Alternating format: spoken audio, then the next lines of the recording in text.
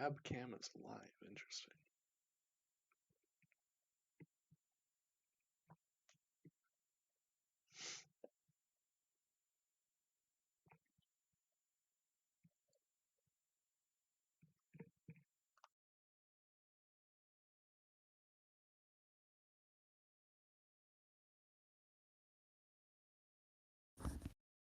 All right, hit me.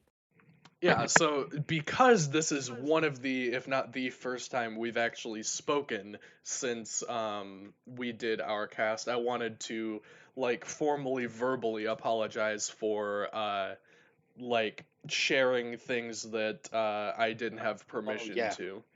I Yeah, I so totally thought that like cuz I excuse me.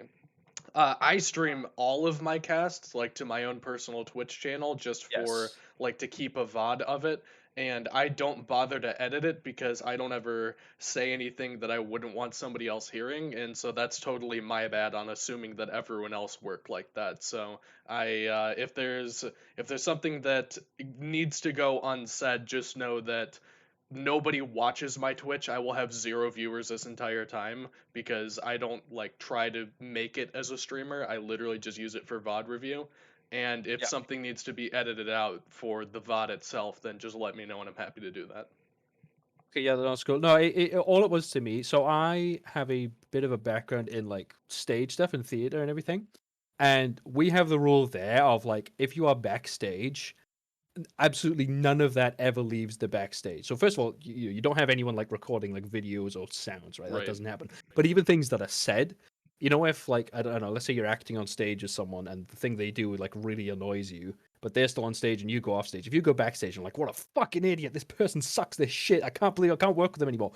All of that didn't happen, Mm. right? It doesn't happen. It doesn't leave the room. So I sort of still get sucked into that. I do think I was maybe a little bit harsh in my response. I got to be honest, because in the moment when I first saw it, I was like, what are you doing? It was like, do not do that. Right. Then after I thought about it, I was like, oh, you know what? It wasn't that bad. Like we really did not say much. We were just chatting Well, I back and found forth. it the other way Um, where I was like I think that what we talked about, I agree, wasn't really that bad. That's not something that I think you should, or I shouldn't say you should, one should like be uncomfortable with having shared because it's just yeah. like chatter or whatever. Yes. But it's Yeah. it's more the concept of the fact that I recorded the whole time without you knowing that I was recording the whole Yes, time that and that then that, that shared was that. that was it pretty Yeah. much. Yeah, So yeah. And look, mistakes happen, right? You took it down like I asked, totally okay with it, and and as far as I'm concerned, moving forward, like, is this being recorded now, right? But yeah. like, I know this, as I say, I don't mind now that I'm aware, more than happy with it, and hey, Cool. things happen. We're gonna have disagreements on stuff like that, so I don't. I'm just filling out a couple of notes for the league, like and everything I want to bring up. But other than that, I'm pretty much ready to go. I'm just gonna pull up the match ID. And Check if there's any. Glacier's flirting with me. Do you know any of these teams or anything? um, in the collegiate division, I mean, I won't know the teams. I might know the players. I see. Also, I don't have anything shared with me just yet. If I should. No, not yet. Okay. So I'm not sure who's order or chaos. So I'm just gonna have to work that out when I go in. But I've got players for each, so I should be able to work it out. It'll take a little bit longer, but you know what? It's a league I don't normally farm. Do this. Diamond Plus, if it comes up. Collegiate Conference Division 1. Hey, I'm White Full Sail Armada. Let's just go. We'll be fine. I've like okay, all this production stuff. Once we get into the game, it does not matter. I'm not, I'm not too concerned. Let's. Right. Oh, if you want a quick chat afterwards, by the way, of how I do production, because I know you're having some issues, I can fill you in on that. Obviously, I'm gonna skip it. Yeah. Get into the game. I actually I just got a message back from Vile about that, and he's gonna. I mean, if we what is wrong with my throat, dude? If we can sort something out, that would be ideal, but if we can't figure it out, then that's totally cool. He said they did help me out with it. I've done production in the past. I've actually Like I used to get paid to do production for people's tournaments, which was Right. weird because I wasn't very good at it, but I was just very available and willing to do it.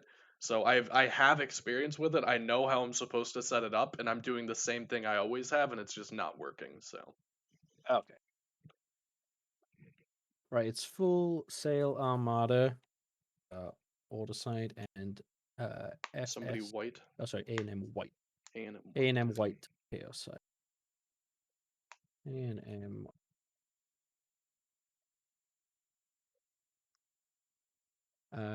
Right, I already in picks and bands, so I guess we're just gonna go for it. You all set? Yep, All right, I'm just gonna do my intro, and I'll give you a moment. Cam will be on me. Oh wait, let me share it to you first. that'd be good. I want to be doing that. So yeah, I'll also then share you the game. Streamlabs, go like that. Okay, ready to go. All right. All right, everybody, welcome today to Albion Giants League. This is the Collegiate Conference Division 1. Today we will be bringing you A&M White versus Full Sail Armada. And you might be asking, who's this on screen right now? Well, my name is Judas Priestley, coming back to Albion Giants after a little bit of a time away, unfortunately. But joining me is the very stationary man with man's best friend, Kaizo. Kaizo, how are you doing today? I'm doing well. I would be doing better if that dog was actually on my lap right now, but unfortunately, I don't get to take her home with me when I visit my sister. I just get to visit. So, it could be better, but it could be worse as well. And yes, that is right. I am Kaizo in case you were illiterate, joined by Judas Priestley here. This is our first cast together on AGL, so we'll see how this one goes. Yeah, excited. Of course, it's always fun to do different leagues with different pairings of casters. You know, I know I've been spoiled at Albion Giants with a fantastic group of casters. This is But true. unfortunately, today you get us. But we'll give you the best showing we've got for you. And funnily enough, this is actually my first cast on this new patch. Now, I haven't actually had a lot of time to experience the Conquest map as in its current form. But Kaizo, do you know much about what we might expect today to be a bit different than usual? Wow, I didn't know this was on the new patch, so it's a good thing I did actually look into it a little bit. So, in addition to some of the aesthetic changes that they made around the map, they did everything like the Polynesian theme, which kind of like looks very Islander-y. So, Fire Giant has like a skull on it and stuff like that. They also made some of the camps a little bit different, so very minor things that you shouldn't expect to see come into play a whole lot, except for the one exclusion to that category is in the dual lane. There used to be one harpy on either side of the map for teams to just do at their own bidding, but that has actually been combined into one Naga camp, and now that drops Indra's Scepter, which you might remember from a couple of patches ago. It'll kind of float around you and give you a little bit of damage, a little bit of sustain. So that's something that the dual lane is actually like they have something to fight over now. So one big change to the map, but the rest of it, don't feel too bad if you haven't done your homework on it. That's totally fine. Of course, we are a little bit familiar with Indra's Scepter. You know, we have seen it previously. Also, the new buff that comes with the standard Gold Fury is previously was the Drogo buff, of course. Now it has a much, much fancier name that I haven't bothered to learn yet. But I promise you that will be coming in time. It sometimes takes some time to get used to these. But, we did see a little bit of tactical play around that Drogo buff previously, Kaiser, you might remember, where, teams would hold it for specific pushes. They might use it to show where you are on the map because that actually is relevant. If you are showing yourself willingly, you could control that. Whereas now, having it be attached to the Gold Fury means you get a little bit less flexibility with it. But, I mean, we've seen in the past, Kaiser, it can actually be a really, really impactful change. It can, and we'll go into that a little bit more in game. But as at the moment, now that we have these specific picks locked in, I gotta jump into these ones right here. Go for it. So Ao Kwong, first overall picked from Full Sail Armada. And if you think to yourself, wow, I haven't seen this god in a long time, wait until you see their mid laner, which is Raijin. which has been the lowest overall pick rate for what has to be 7, maybe 8 or 10 years at this point. I could not tell you the last time I saw Raijin in a competitive setting, and I love it. This is one of my most favorite gods of all time. I don't know that he's particularly good right now, but he's certainly back in the conversation of you can pick this god and not feel like you threw away a pick. I don't know that he's as strong as Discordia will say, because A&M White are literally just getting away with murder on this draft and kind of just picking off the top of the tier list every time, but it certainly does have a place in the meta. It just might not be at a very prominent position at the moment.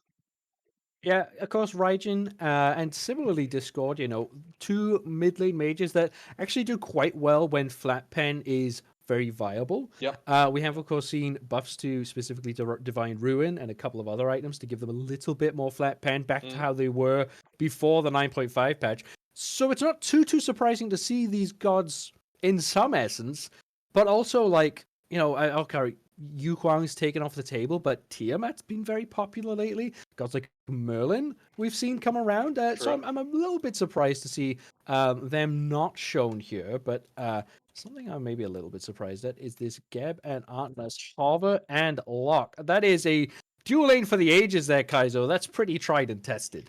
That's tried and tested, and it's just not going to lend to a whole lot of aggression in that lane. And as I say that, actually, looking over at A&M White, nope, I'm an idiot. I was gonna say I think they have something wacky going on in their dual lane, but I just saw the Cupid. Anyway, back to this Geb and Artemis. This is not a lane that will grant you any pressure at all right now. And that is a little bit worrying on account of what we just talked about with the Interceptor, where that first wave pressure is so much more impactful, because if you get that, you basically need intervention in order to defend your purple buff. Otherwise, the support that is Interceptor will just walk at it, and there's not a whole lot you can do. Geb Artemis doesn't have great tools to fight into. Insert character here looks like probably a Ganesh and Cupid that A&M White will pick up. That wave pressure will go in A&M's favor every single day of the week, and you can say Artemis is a very good matchup into Cupid, because it is. You just see me in the old, but that doesn't matter if you're put so far behind that you don't get to fight into it at all. So we'll keep our eye on this dual lane, because I think that this is going to be where we'll see the greatest discrepancy in the ability to really control the map early on. Now, I suppose this does come under whether or not the dual lane is so important, right? We'll have to figure it out as this game goes on, I suppose. But you've sort of laid down the law, right? Ganesh Cupid lane is going to win in the laning phase. How much will be seen.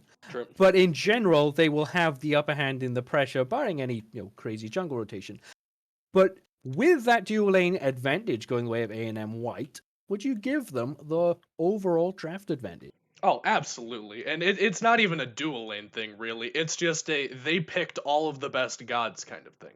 Like Bologna, obviously, we all know, we've seen her for several seasons now. It's been like forever, basically. She just wins solo lane against just about everything. And then they have Nemesis, who is one of probably the top 4 junglers right now.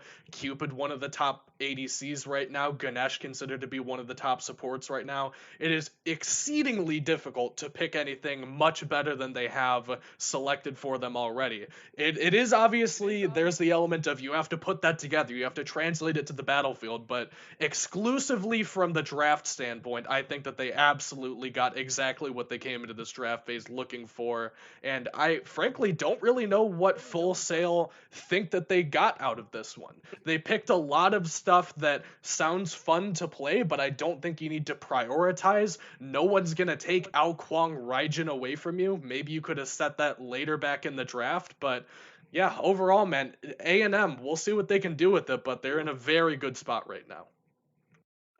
We are, of course, getting into this matchup right now. We will see our Shiva in the soul lane swinging away, but we'll see both how do I say this? Both jungle and mids actually going for opposite starts here, Kaizo. It's sort of been a question of contention for a while, where we've seen very, very differing options, sort of based on your actual draft, and it's actually paying off with a hell of a lot of pressure in favor of Full Sail Armada right now. And I don't know, which overall would you say is your favorite start here? So it gives you very different looks at what you're able to do. As you can see, Ao Kwang gets a good rotation to dual lane, whereas the Nemesis Reika gets to go over to solo lane, try to invade these back camps, maybe pressure for totem, and she will actually go ahead and take those pretty much uncontested over there. So overall, this A&M white strategy is what we see a whole lot more of, because people don't value the oracles very highly, which is what Proflux on the Ao Kwang got. Plus, people love to get this first totem and start dripping on the solo lane pressure. But hang on, pressure in mid. More important than first totem is first blood, and Proflux will pick that up for Full Sail Armada, and all the little bits of extra gold and invasion that Rika's been pulling off. Wiped out pretty quickly there. And that's just what Raijin does, right? That thunder crash dashing right on to the enemy. It's so much pressure. And Ao Kwang right now has a little bit of a buff, of course, to I believe it was the scaling on those dragons. Just means that putting out so much damage early on, and dashing forward again is Daddy Dark Aura. Full Sail Armada getting off to a flying start. Yeah, shout out Daddy Dark Aura. I've teamed with this guy a couple of times, and now that I know who's playing it, I know why they picked the Raijin. This guy has been waiting for this god to come back into the meta. It's a god that he's very comfortable with, very familiar with, so not a whole lot of surprise that if somebody's going to be picking it, it's going to be him. And like you said, dividends turning up already. That Thunder Crash in is very good at closing the gap and getting you to the point where that Percussive Storm gives you a lot more value at the melee range. It's much easier to hit. It feels like the damage comes out a little bit faster, whereas something like Discordia doesn't really get away. Looks now 1v2, but you're not going to win that fight even with a newly buffed god. But Rika's still on level 2, of course. Certainly couldn't have taken that fight without Super Death Fang on the side. So helpful that their solo and jungle was coordinated enough to invade that blue buff. And these early games right now really heavily in favor of A&M White, actually. But it's just that first blood, Kaizo. If you give up first blood too easily, all of your early gains just sort of aren't so relevant. They definitely don't feel as relevant, I'll give you that, but I definitely think that Proflux on this Ao Kwang is very aware of the fact that Reika has been taking all of the right side farm up until this point. Also, Echo HR on the Shiva definitely needs that blue buff, so taking that away from him just lends even more pressure to Super Deathfang, which, by the way, great name. That is a fantastic name.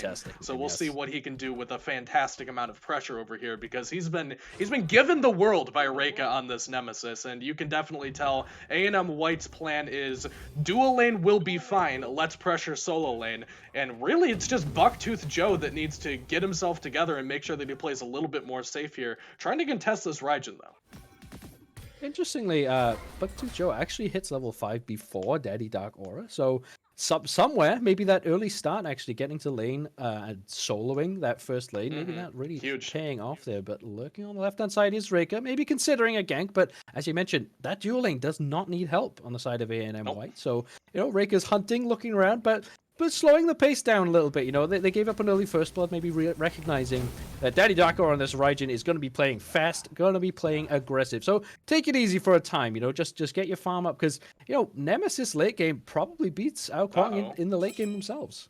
Got a little bit of a weird positioning here from Reika. Doesn't appear to have been spotted out by any of these 3 members of Full Sail Armada, so should be fine. And actually going to look for a gank.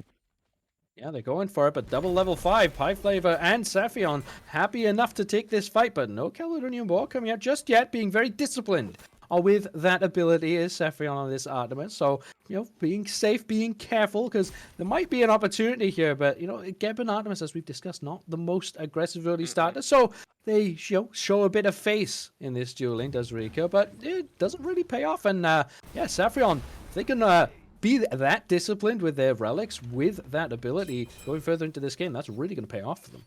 Yeah, and speaking of paying off in right lane, we didn't get to catch it on cam, but Super Deathfang does solo invade 1v2 that blue buff from Echo HR, taking that away from him once more, even though Proflex on the Ao Kwang was there. So really just dumping out the pressure. You can see fighting the Shiva on his tower line. Now Reika also getting this red buff invade off. No one from Full Sail Armada in position to defend this one. They're eating this map alive.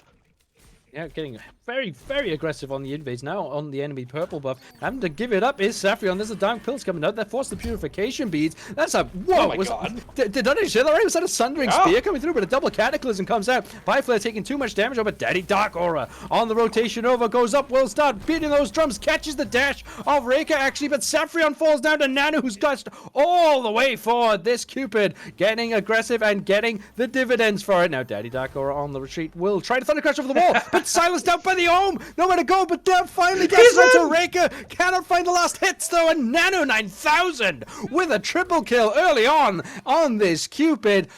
Is that game over?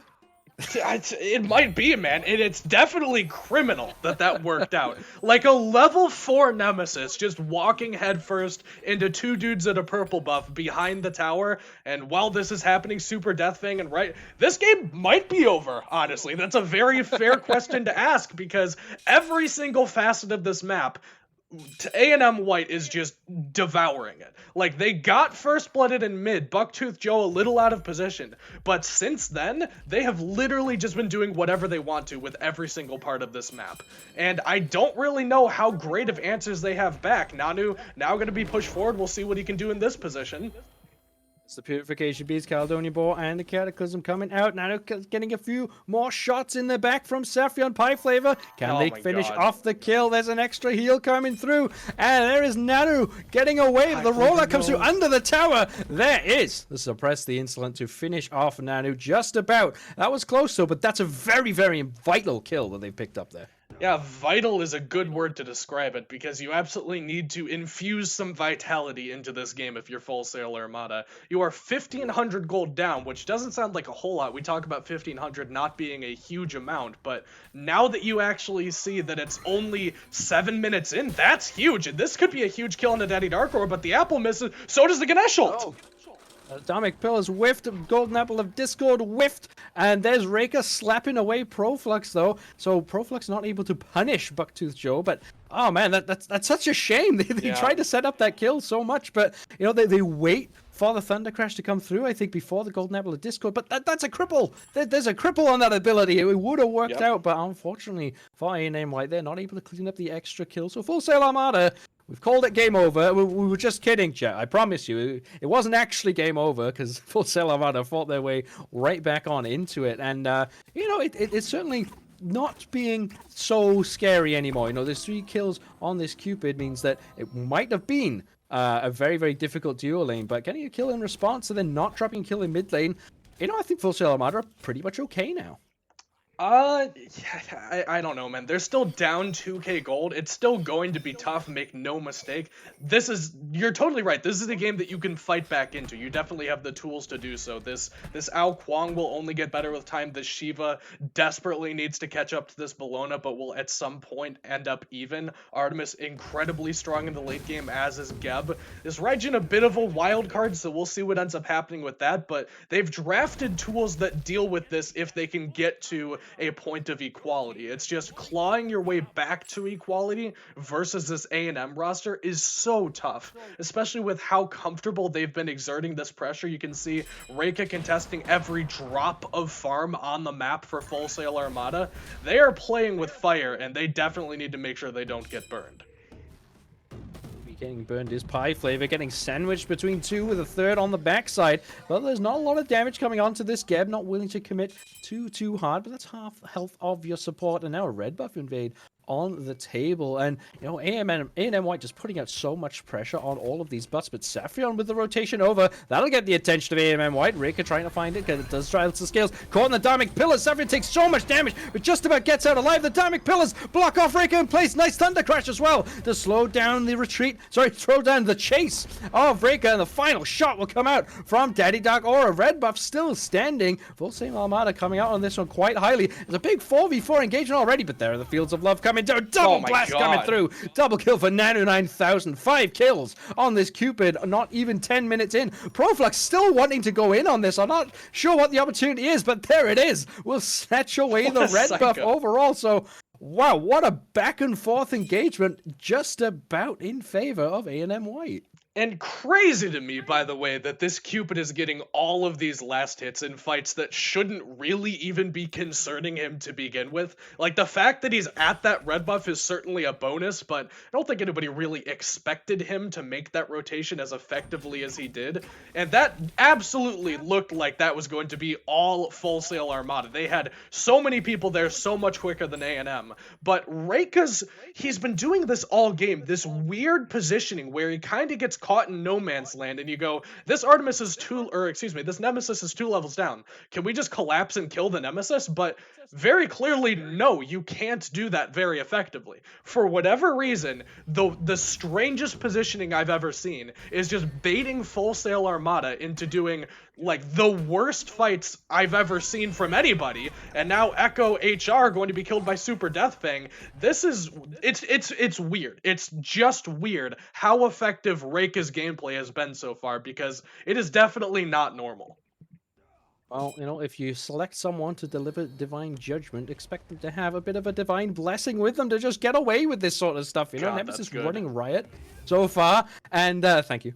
Good go. Having some opportunities, but Froflex blinking forward, actually. A lot of damage coming out, but those dragons not quite connecting on the right target. Retreating there is Reika, block on there. That ultimate there, the execute not available, as Reika doesn't get locked in the position, but Bapokin taking so much damage at the moment. Deity Dark Aura will blast down that elephant. On the backside though, Proflux and Reika still brawling it out, back and forth, trading blows, with so low health between all of them. Can Reika find the damage? No, they cannot. Here's Echo HR on the rotation to finish off that enemy jungler's Pie Flavor, wandering around trying to stay alive. The Earth Shield is just about enough. Super Death Fan trying to find the cudgel, gets interrupted again. There's the Eagles rally to smack down this Geb. Still has it available, of course. Now has to worry they don't fall down here, because they're a very, very juicy target. Proflux, meanwhile, falls down to Bucktooth Joe, but Super Death Fang can't get away. No Eagles rally, of course. We just seen it used. And there's Echo HR. Can they clean up this kill? No, they can't, because Daddy Dark Aura swinging so many shots throughout that fight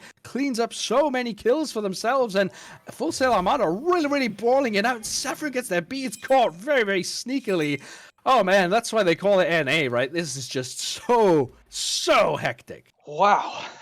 If you expect me to break that down, you are on actual drugs. And I want you to know that before I start saying this, because this is one of those games where there is no real good analysis I can give as a chair to. These two teams walked into a street fight. This Bologna built a kin-size second item. Nemesis is invading every single camp and just fighting whoever's in front of her.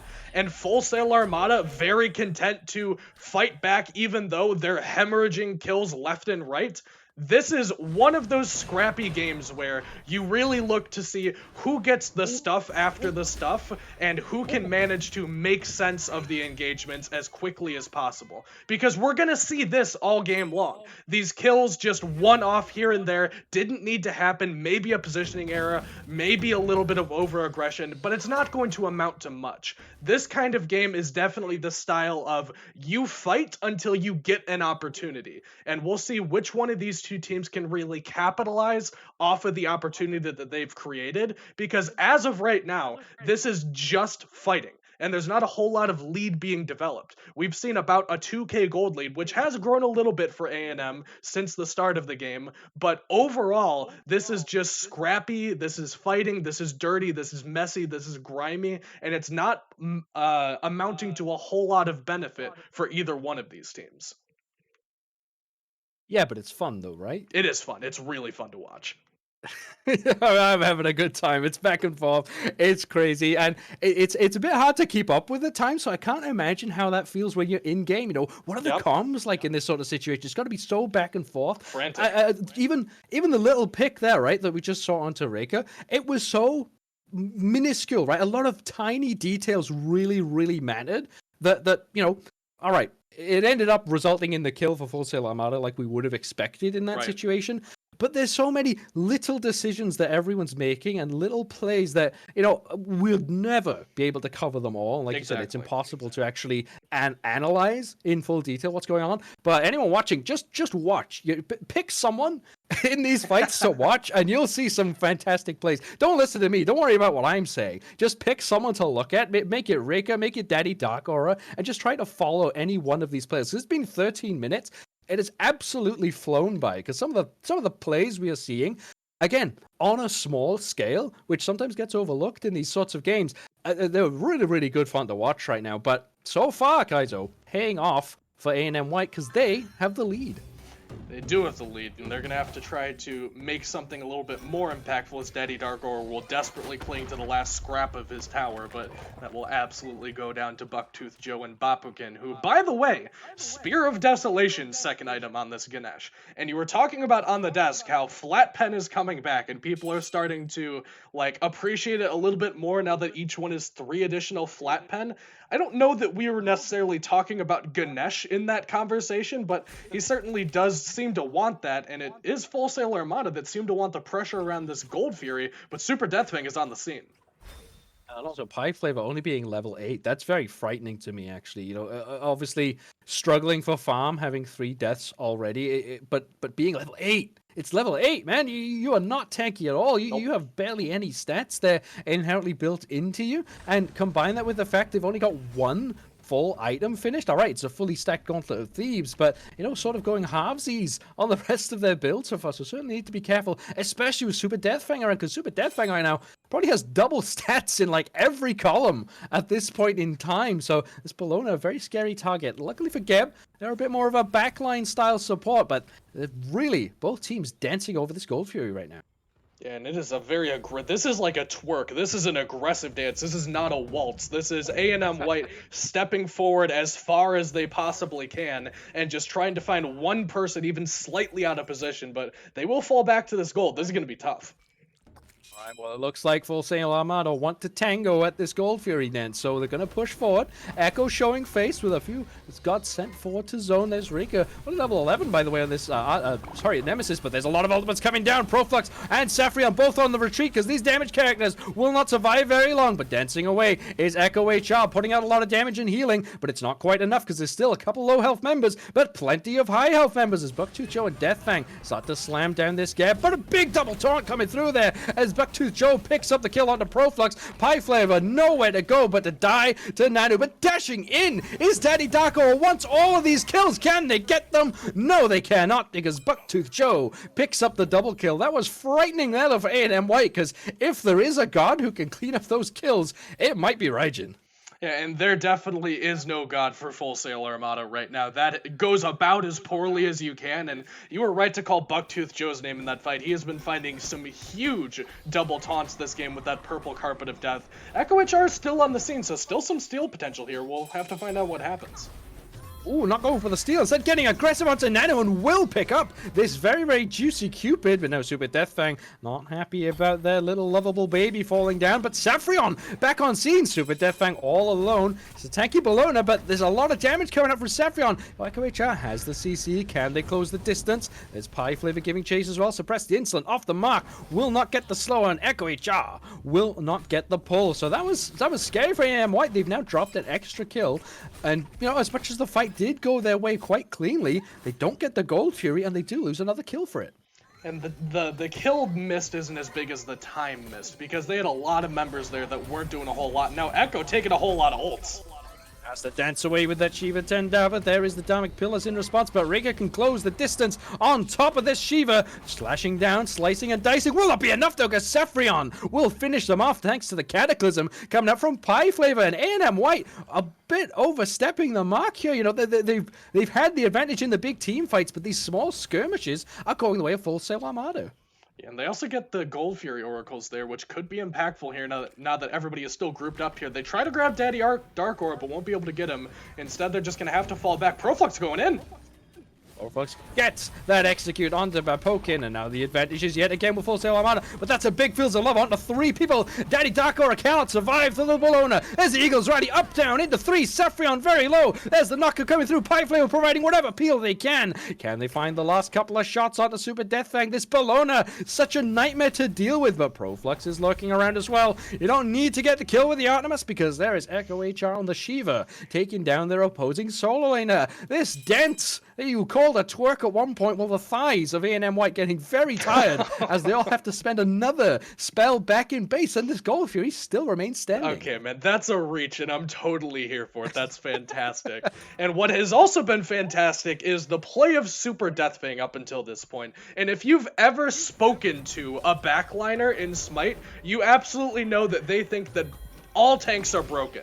And you can certainly tell that from Super Deathfang's play. Maybe not Echo HR, he does go down there trying to get a little too aggressive into 3, but Super Deathfang, surrounded by 3 people, has 1 2.5 defense items against this Artemis, and took 0 damage while also killing Daddy Darkora in the ult. Tanks are kind of crazy right now in the sense that you don't have to build a whole lot of tankiness, and you can still A, kill things, and B, not die very quickly. So we'll keep an eye on Super Deathfang, because up until this point, it's really been Super Deathfang and Bucktooth Joe just kind of picking apart this Full Sail Armada team. And Daddy Darkora knows that this Pyromancer is going on the right-hand side, but we'll see if with Proflux they can mount a defense. I don't think they'll be able to.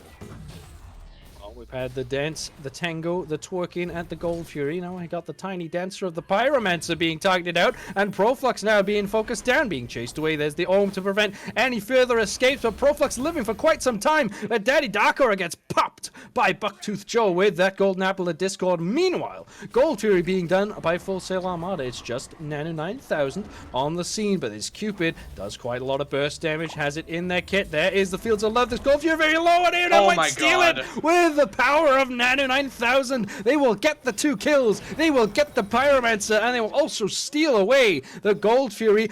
Oh my god, and now they're looking at Fire Giant.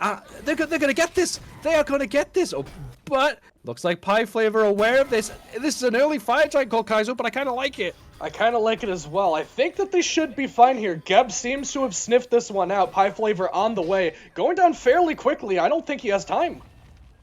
Rolling out in, though, there's the Dark Pillars being dropped. They will pick up the Fire Giant at the 20-minute mark. Pie Flavor just made it in, but wasn't able to steal it away. And that last 50 seconds for A&M White was gigantic, and they find themselves with such a huge lead now, and the Fire Giant buff.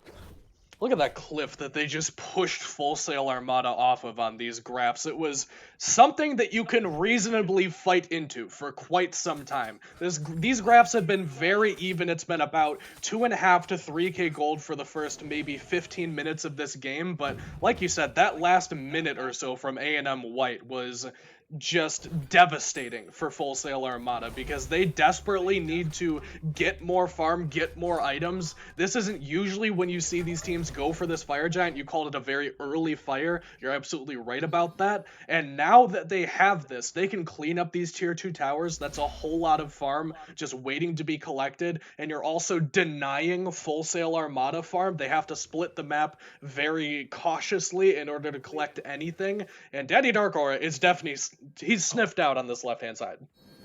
Daddy Darkora is certainly going down here. It's just Reka at the moment. There's the Divine Judgment. Thunder Crash away, but I'm not sure that's going to be enough, as Reka will get feared out. There's a Purification Bead, so not a completely worthless bit of time spent by Daddy Darkora, but they will fall down. But you know, the situation we've got now, it is still relatively early in the game, so as much as this is a gigantic lead for Full Sail Armada to fight into, it is not such a gigantic difference for these tier 2 towers and the Phoenixes. You know, they still will dish out quite a lot of damage, but Pie Flavor is still only level 11. Makes me ask the question, Kaiser, do Full Sail Armada have what they need to pull off a Phoenix defense here? Well, maybe if they can get Daddy Darkor in time, but if A&M White go right now, they very well may be able to just force this issue right now. They have plenty of cooldowns still available, but instead they're going to back up, play it a little bit more safe. This is kind of the crunch time, where it's weird for a Fire Giant siege, because if you get everything you come for, the game is over. But if you give up this fight, if you let Full Sail Armada mount a spectacular defense, then suddenly this game is in reach again.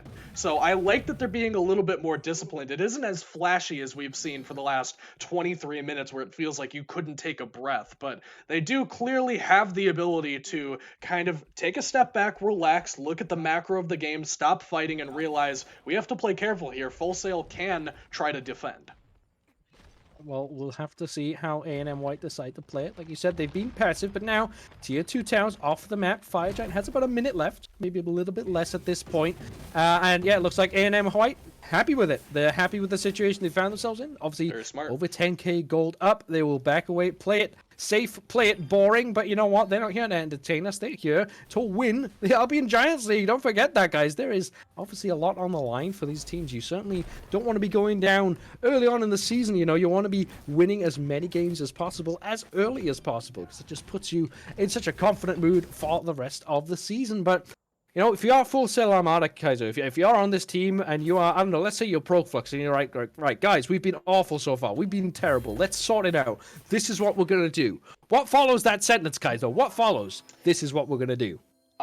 That's the sentence that is followed by a whole lot of silence and maybe a little bit of bickering between your teammates, because it truly isn't as simple as just pick one thing and that's going to get us back into the game. You had that chance when the lead was 3k for 15 minutes. Now you're down a full 10,000 gold at 25 minutes. Bucktooth Joe has Pendulum of Ages as level 20. Nanu is also level 20, has that Leader's Cowl, or excuse me, Hunter's Cowl online.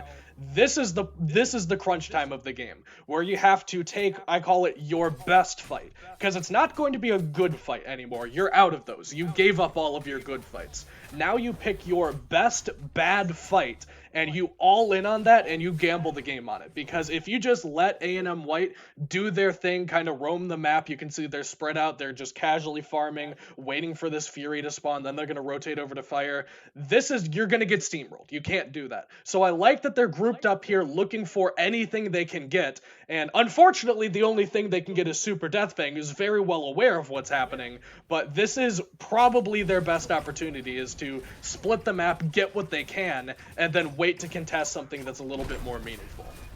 Well, they get their first objective of the game in the Pyromancer. They will pick up that chunk of gold. They're sticking around, though, as A&M White are on their way over. Now, Echo HR will take a lot of damage from Super Deathfang, but they dish out as much as they can in response onto this Bellona. But here comes the cavalry coming through, and that is Pie Flavor already out of this fight, as the Golden Apple of Discord will spread onto multiple members. Echo HR will do some stalling, but I think that's it for the rest of Full Sail Armada. The front line has gone. They will have to retreat. Bucktooth Joe spots out Saffron, who needs to be very, very careful. That's certainly not the time you want to be dropping a very easy pick. But they put up a fight. They take the Pyromancer. Is that the best bad fight that you were maybe talking about, Kaizo? Absolutely not. You needed to be healthy and in position to contest this fire, or you needed to just give up the fire and wait for the Phoenix Siege. You had two options for your best bad fight, and they picked neither one of them. They picked, let's do Pyro, and then, you know, maybe they won't even come for fire. We'll just take it.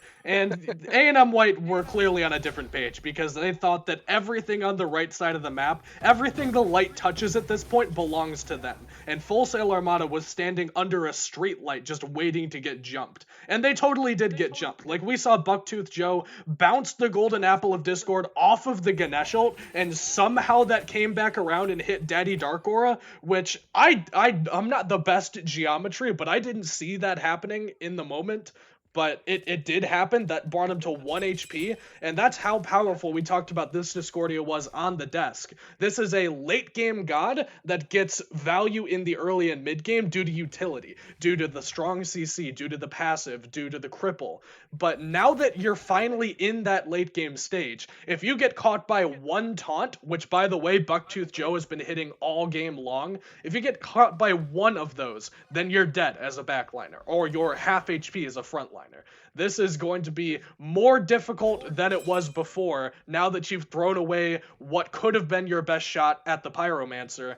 I guess it's not the end of the world, you still get your Phoenix Siege, but Raijin not really your best option for a siege defense mage, and the dive of A&M has been clinical up until this point. Super Deathfang leading the charge with a Kinsai, by the way, in case you had forgotten about that, can probably 1v1 Proflux here if Proflux isn't careful.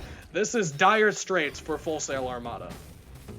Well, they're trying to put out a lot of damage onto Super Deathfang, of course, looking for that execute, but Proflux in so much danger actually cancels the stealth, so they will be charged down by Rika. Now Daddy Dark Aura gets grappled out of that Thunder Crash as well, so the Phoenix hasn't been pressured yet, but having an extra man advantage for A&M White is just gigantic. They've taken some time to take this left side Phoenix, of course, waiting for the mid lane to actually get pushed up. But Echo HR, look at the damage done to this Shiva. That is not much of a front line at the moment. This is a front scribble at best. And, you know, Full Sail Armada have to just rely on it, because here comes the push. Bapokian in first, Bucktooth Joe and Pananu slamming down this Phoenix, and that it will be it for Full Sail Armada. They will retreat on out. Mid lane Phoenix, Daddy Dark Aura takes so much damage from Bucktooth Joe, who, as you've been saying, nailing these roots, and the combo is just so devastating at this stage. Again, look at the damage on the front line. It's again a front scribble, but now this is where they look to make their stand. This Saffron walking right into the fields of love, drops the Caledonian Boar. Echo HR already falling down. Eagles rally way over into the back line,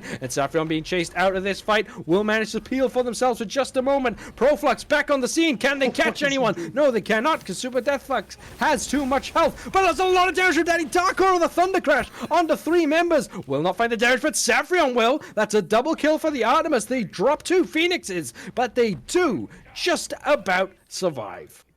Survive being the optimal word, because this game is not over, but make no mistake, this is still A&M White in control of this. Full Sail Armada can potentially answer back with maybe a tier 2 at this point. I don't think that they'll be able to get the Phoenix, but what a great defense from Full Sail Armada once they decided to go in.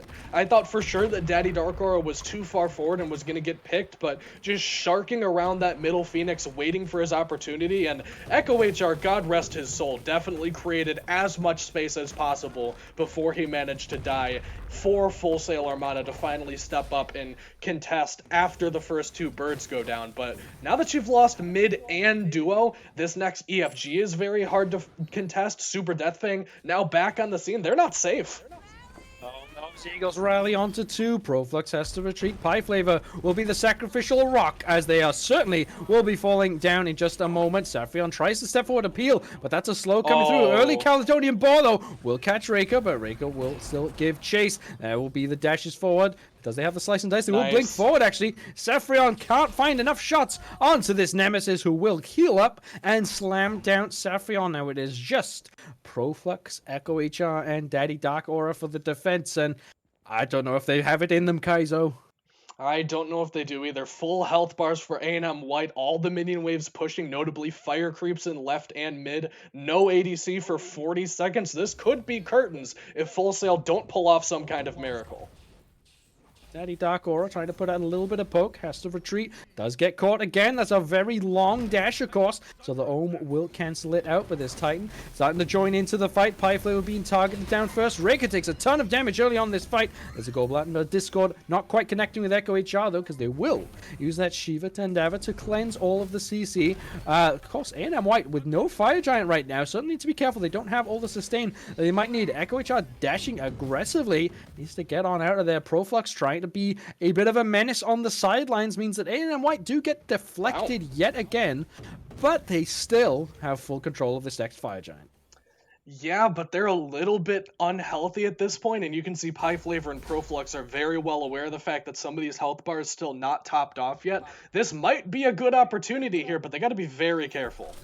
Oh, there's the Dynamic Pillars trapping in Proflux as Reka dropping the Divine Judgment. So much damage on the Daddy Dark Aura means that this Raijin has to retreat on out of this fight already. There's the Caledonian Ball. Will chain through a lot of these members. Nanu low health, so is Blacktooth Joe. So has to certainly be very careful now on the retreat. But hold on, they're retreating right into a Shiva, who's come around all the way from the backside with this teleport, trying to pick their target. They choose Nanu. Can they lock them down? Yes, they can, because Saffron will pick up Bucktooth Joe. As the Discordia out of the fight, but broken on the retreat, gets caught by Proflux. Into the sky goes to the dragon, and they probably will be landing down onto this little baby devil. Never mind, they choose Rika. They slash a bunch of dragons into the backside of this nemesis. Now the Titan, under a lot of pressure from double fire minion waves. The left side Phoenix will surely be falling down as Daddy Dark Aura will sweep up this, but Fire Giant's available as the fight carries on because Super Deathfang on the scene. Kaizo, they're just trying to stall out this Fire Giant because A&M White are in a little bit of trouble if this gets out of hand. Yeah, they're in trouble. They only have 2 damage dealers here and a half HP tank, and Nanu's back, and that ult is coming back up, so they can contest this pretty comfortably despite the numbers disadvantage, because Raijin still on homework duty, still has to clear that fire wave in left, another one coming down mid. You can see pings coming out on that fire wave in mid. They know this is the last one before that Phoenix spawns. You would love to be able to do EFG here, but I just don't think that you can with Bologna and Cupid on the scenery, just waiting to see if you're going to step too far forward and get even the slightest bit of stall to allow the rest of the team to come out. Now that everyone's respawning from A&M White, you do have 1 Phoenix back if you're Full Sail Armada, but it is not the one that you want. You still have that dual lane Phoenix down, and they know that, so A&M White gonna pull this fire. Let's have to see what Pie Flavor can do about it. There are now 4 members of A&M White already here. Teleporting in the backside is Echo HR, so there will not be an easy take here, but Saffron still half health means they are very, very vulnerable at any moment. Now Echo being chased down. There's the Eagles rally on top. A lot of ultimates being used onto this Shiva, and they will take down the solo laner for Full Sail Armada. Now Pie Flavor on the retreat. This Fire Giant still exposed for A&M White, and too many risky health bars on the side of Full Sail Armada. There's going to be a left side fire minion wave coming through. Proflux, though, caught by a lot of CC, has to retreat again. On the backside, catches Daddy Dark Aura, who now gets jumped on by Rika, and now Pie Flavor will fall just after Saffron will fall down. Now Rika giving chase to Proflux and Daddy Dark Aura. The health bars just aren't there for Full Sail Armada, and the health bar for the Titan is also not really there because this mid lane Phoenix, funny enough, Kaizo, doesn't have a health bar of its own, and I think A&M White will be able to push this one down. Yeah, they're going to try to grab this Phoenix. They have the opportunity to go for the end. Daddy Dark are the only one here. As Proflux, they're blinking in, but it's just so much damage coming through. Bucktooth Joe, yet again, takes down the enemy backliner, and that will be a 34-49 minute game for A&M White. They take this one away. They made it a little bit difficult towards the end, but pretty much always in their favor. Yeah, and it's hard to say that with how scrappy and difficult to discern the early game was. I think that this is we call it the North American playstyle, where you fight from minute 1. But teams like this that just take that to the nth degree and really contest you for every back camp. Are you here on the timer? Are you ready to fight me to the death over this one piece of farm? It makes it so incredibly difficult for a team to get their footing under them, especially a team like Full Sail that didn't really seem aware that that was the assignment going in, that they were going to have to fight for every single drop of farm that they wanted. They don't really have the best composition to do that.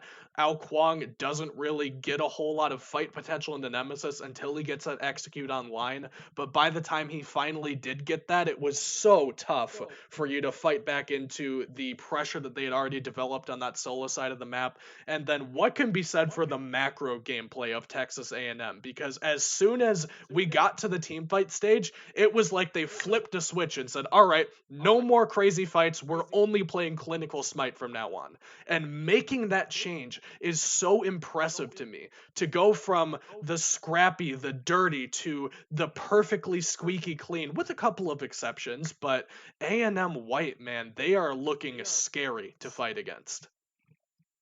Very, very frightening, of course, but that is game 1 going the way of A&M White. So we'll have to see if Full Sail Armada can manage to turn that around. But we'll be heading to a very, very quick break, everyone. Please do not go anywhere, because we might be in for another action-packed game just like that one was. So stay tuned for some more Albion Giants Smite.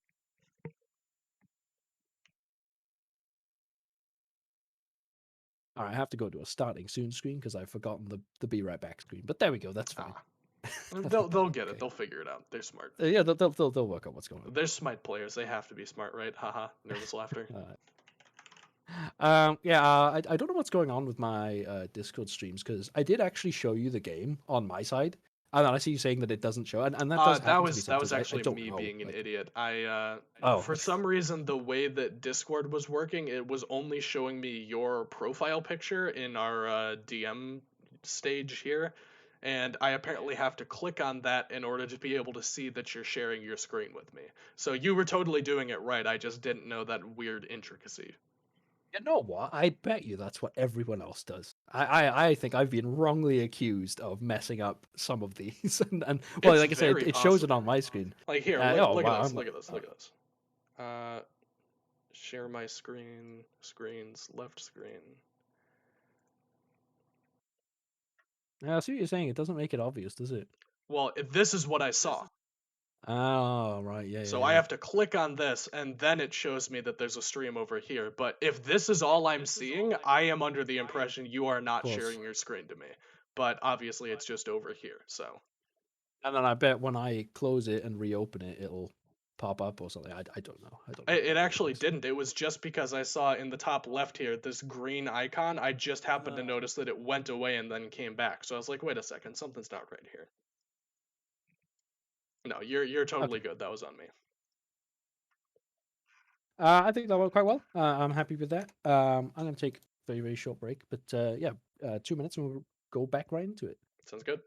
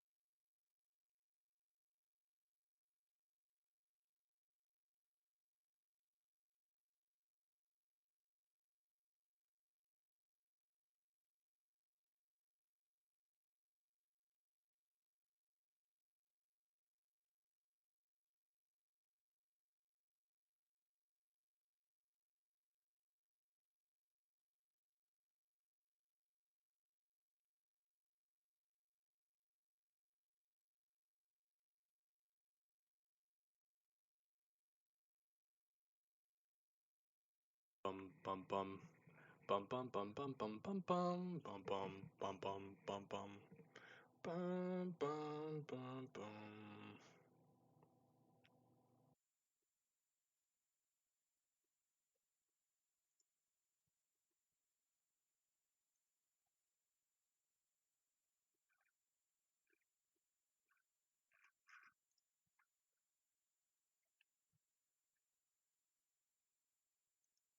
I'm a sweaty fuck.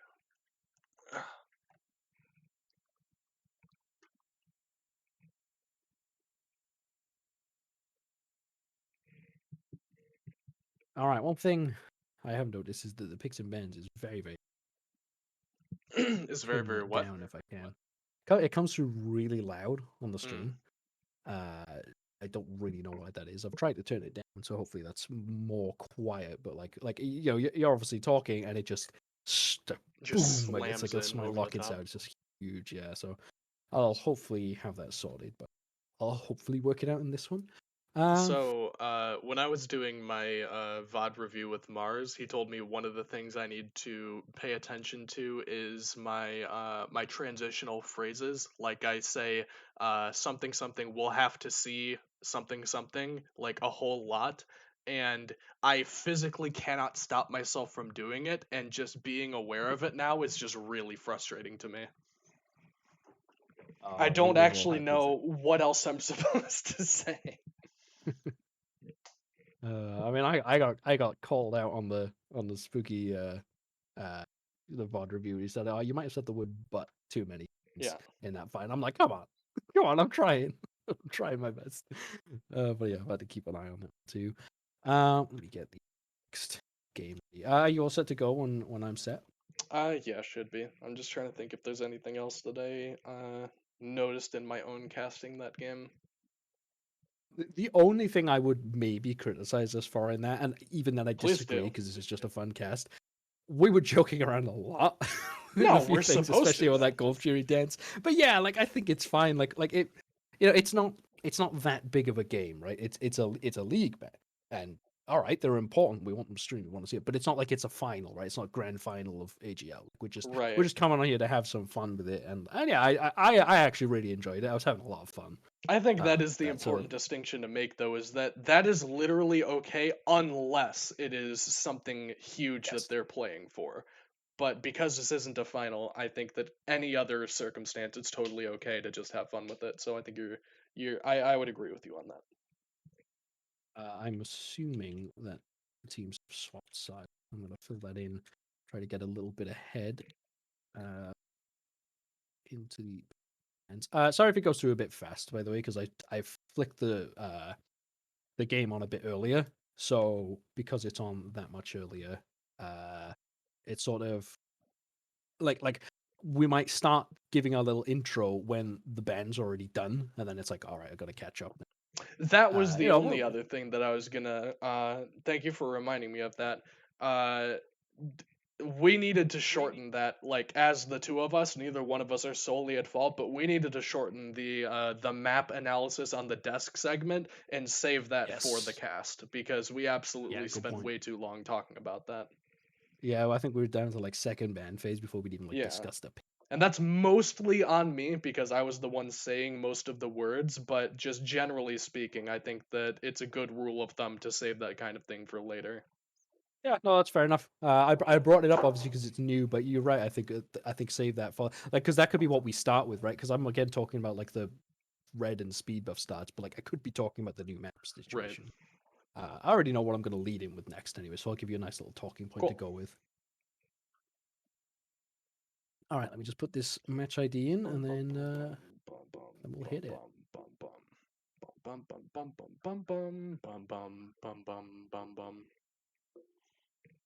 And this is where it's fun being production as well, because I know if this is a best of. Sorry, I know if this is a 2-game set or a 3-game set, whereas you I have don't no know, idea. and I don't really care if I know. Oh wait, hold on.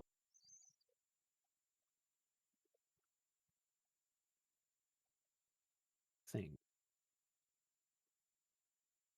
Yeah. Oh my god. Okay, this Is it a almost long tripped one? me up. No, no, no. Myjin has sent me the same match ID twice. Bruh. So I almost put on the We just same cast the game. same game again. We Wow, cast these the picks and exact bans look very familiar. Let's start talking about map elements.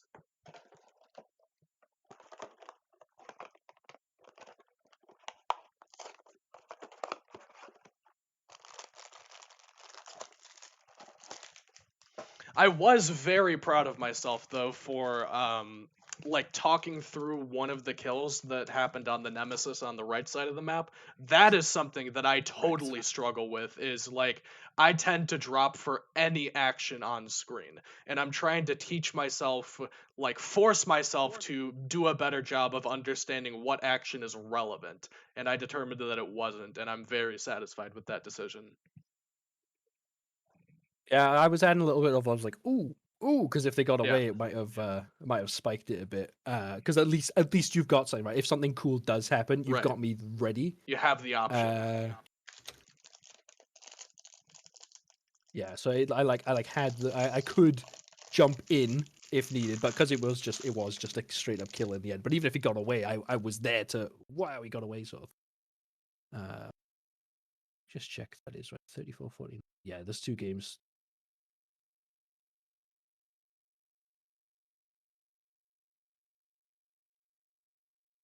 I need to make sure I get the right set of games because yeah, I don't know. I just want to make sure we don't test the same game twice because that would be really funny. I wonder when we'd notice. Do you think it would be the Alquang top pick? Which I was like, oh, that's No, suspicious that surely you're they doing it just run it twice. back. Yeah, well, because it would have been the other team. The other team going Alquang top pick. I'm glad I checked.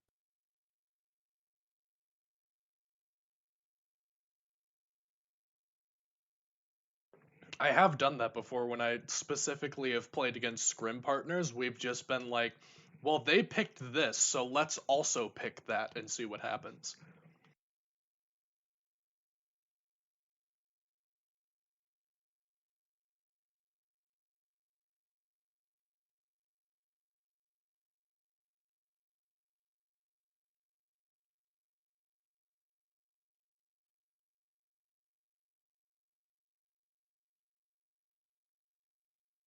By the way, give me a heads up before we go back in because I'm eating a protein bar. Props. Just so I know. I think I've been sent the other goal. At least I hope it's the same players. So it's got to be that.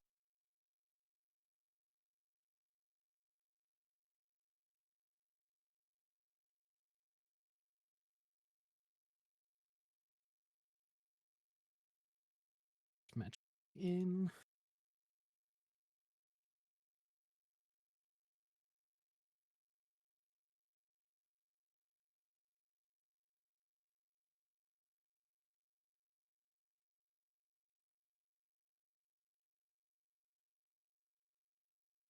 Please tell me you swap sides. They have swapped sides. Right, I've got the match ID up. Are you set to go? Yeah, I'll just save the rest of this. Cool. I'll get us in nice and early. So we'll have plenty of time to chat because they've only just picked. All right, let's go for it. Change us over in 5 seconds.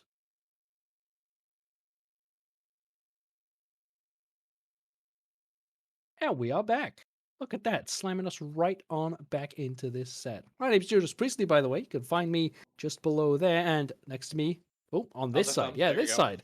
Yeah, other thumb. Here we go. This Come over side, here. we have Kaizo and his dog casting with us today.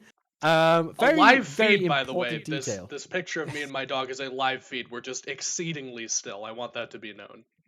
Yeah, I don't know if you're aware of this, guys, in the chat, but Kaizo is actually a professional mime, just without the makeup. Finds it a bit over the top. A bit Right. unnecessary. I did actually have a very interesting point I wanted to address based on that last game before we get into this next Sure. one. But more importantly, Kaizo, what is the name of the dog? Her name is Nebby. That's shortened from Nebula, named after the character from the Marvel Cinematic Universe. My sister and her husband are turbo nerds and decided to name their dog after a comic book character.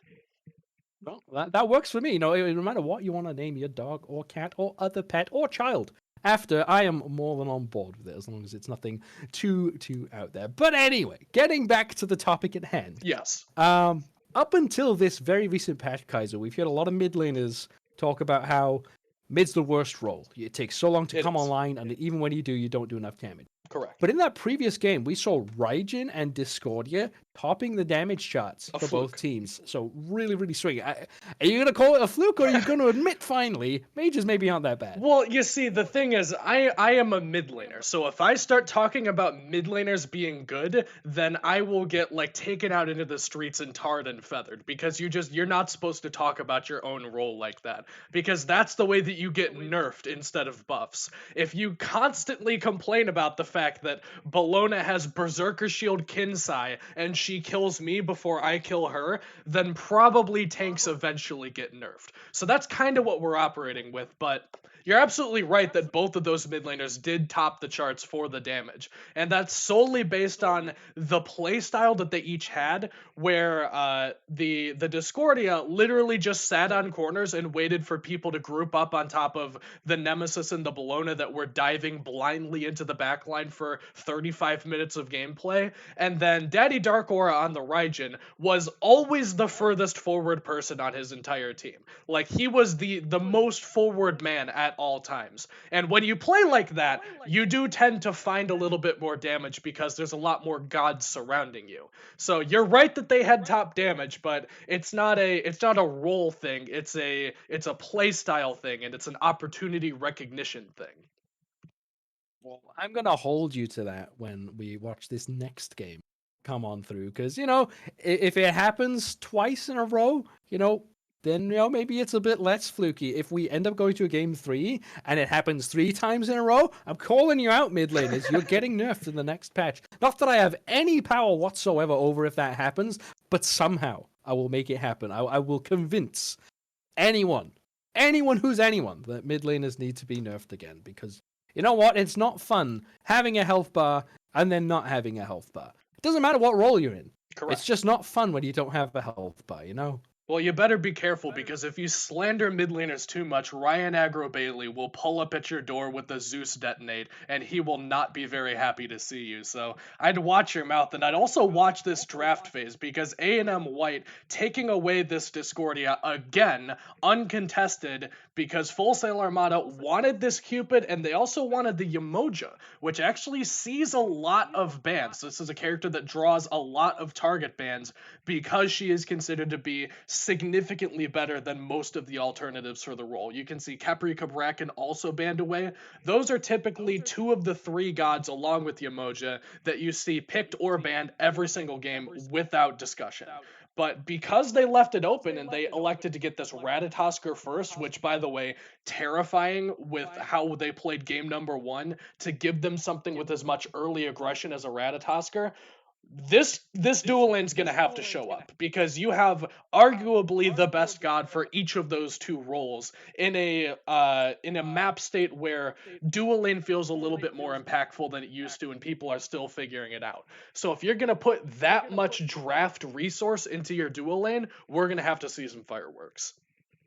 Yeah, we'll of course have to see quite a different style of dual lane than we had previously. Geb and Artemis, very, very passive in the lane pressure, especially early on. So, as you said, this time, Yamoja Cupid, completely different. High pressure early, but also they just combo so well together later on in the game. Like it's very hard to escape from a River's Rebuke Riptide combo. It's even harder when you're crippled in a Fields of Love. So that potential combo is absolutely massive. And we do discuss combinations of gods sometimes. Like sometimes you're a little bit too reliant on those combos. You see some combinations picked up. I don't know, like you see Ares and Daji in the same draft. You're trying to combo and stagger those beads. You see, I don't know, Kukulkan and Naja picked up, and those combos that if they're not connecting throughout the game, it's just really not worth it. But Yamoja Cupid, it's always worth it. Any pair of abilities, you pick 2 abilities from either of those gods, and they go well together. Even double healing,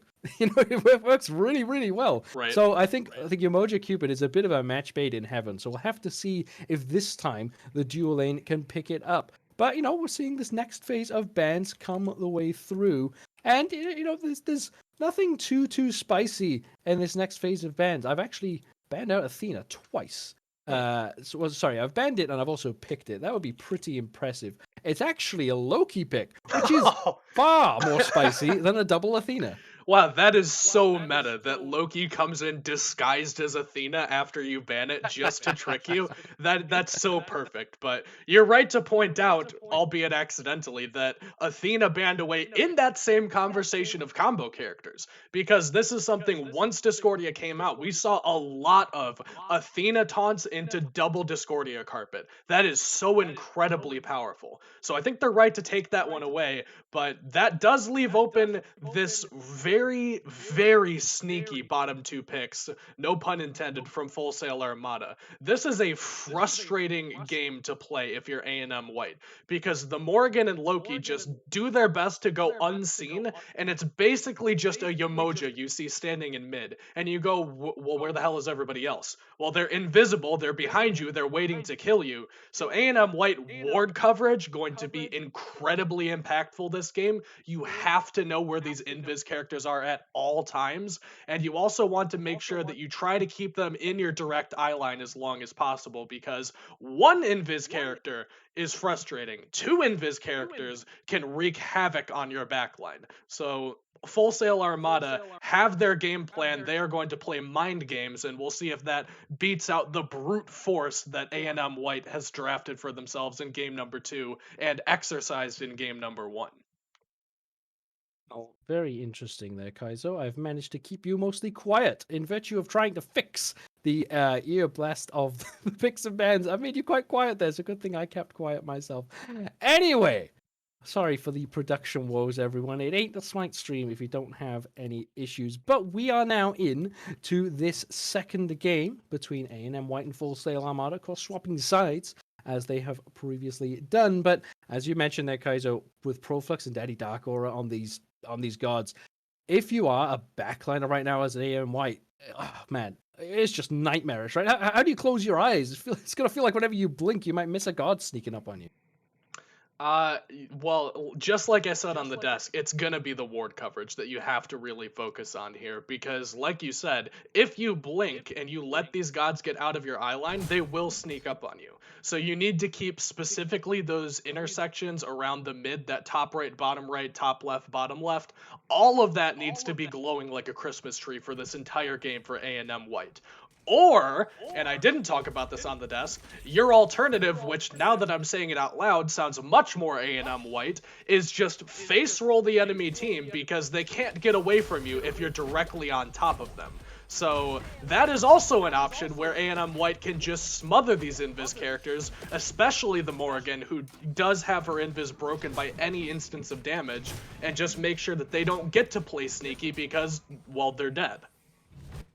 Well, speaking of almost dead, is Super Death Fang right there, taking the brawl against the Skukulkan, but there's the cringe gank coming through. Rika, though, with a bit of a cringe themselves as they do not connect with the stun. They take a lot of damage in response, so Echo HR swinging in these early stages. Of course, Skukulkan tends to be top of the player damage charts, but that's one way to get right on up there, is bat away your enemy jungler early on. And Proflux now giving chase to Rika. There's a very early blink, and Rika, having previously had a very, very nice start in the enemy jungle in the last game, gets off to a really rough start in this game. Yeah, and that's tough because if you're going to be fishing for that first blood in a kind of unusual manner, actually Super Death Fang, hang on, is dying in right lane. 1 HP does manage to get under his tower, so almost first blood answered back the other way. But anyway, back to Reika. If you're going to be fishing for this kill on specifically something like Kukulkan that fights you very effectively, I talk about your opener needing to land. Whatever you start an engagement with always has to land, and once that nut blast is off the mark, that's pretty much curtains for that gank. So I like that they dropped it as quickly as possible, because if you try a little bit too hard, if you dash there because you're frustrated you missed the acorn blast, you're absolutely dead as Reika. So good discipline to understand that the opportunity was missed, back up, and then go for the next one. Well, speaking of opportunity missed, there is Reika going for another gank onto Daddy Dark Aura, but the invisibility is just a bit too powerful there. Causes Reika a little bit of difficulties. They will trade out those mid camps back and forth as they just head over to their own jungle, but a long-standing brawl over this scepter in the left-hand side. So important. Kaizo, is it really that important? Like, is it so important that you'll give up lane pressure for that? You don't necessarily want to cede lane pressure unless you absolutely have to defend this, but if you give it up, you're losing it anyway, because that's just basically an extra man in this lane at all times, and if you are fighting at a disadvantage constantly, you're not winning. Speaking of an extra man, here's Proflux lurking around on the sidelines. Of course, going back to base, there was Reika who was lurking over here, but Proflux will sweep up this scepter, it looks like, as hold on, but Bokin spots it out, but it's too late, and they will have to drop that scepter. They were brawling over it, but I mean, you know, if you can't give up lane pressure, you can't take it away, just have your jungler come clean it up. But I think Full Sail Armada playing quite heads up there. Yeah, and actually a very good rotation from Proflux there. His back camps just spawned, so it's not like he missed out on a ton of farm. He's really, like, the possible revenue is not very lost for him as long as he goes for them right now. Reika, on the other hand, did need to back, like you said earlier on, because his farm already was up. He didn't get the luxury of just kind of sticking around. So I like to see these junglers using these ganks, making these rotations when it is on their own clock, because jungle is so important at driving the game, and if you're just sacrificing your own farm, if you're just putting yourself behind, it's not worthwhile to make it unless it is a god tier impactful rotation.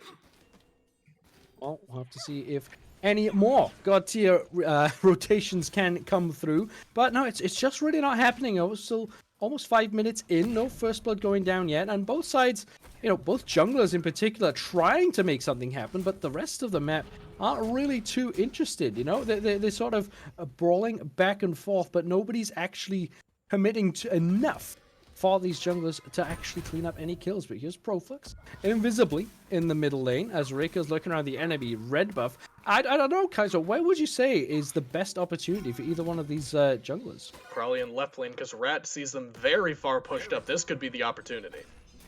Well, that's a Whirlwind Rage and Steel. Pie Flavor in some trouble, but there's Rika dashing in as well. There's a Fields of Love coming down onto the two enemies. Will not be able to close the distance because of that ability. And now Saffron peeling for their support means that this is another failed gank attempt. But hold on, Proflux on the rotation. Not on the mark, though, with the River's Rebuke, and a double stun from Rika will keep them safe. Heart Bomb doesn't connect Kaizo. Nobody wants to go down.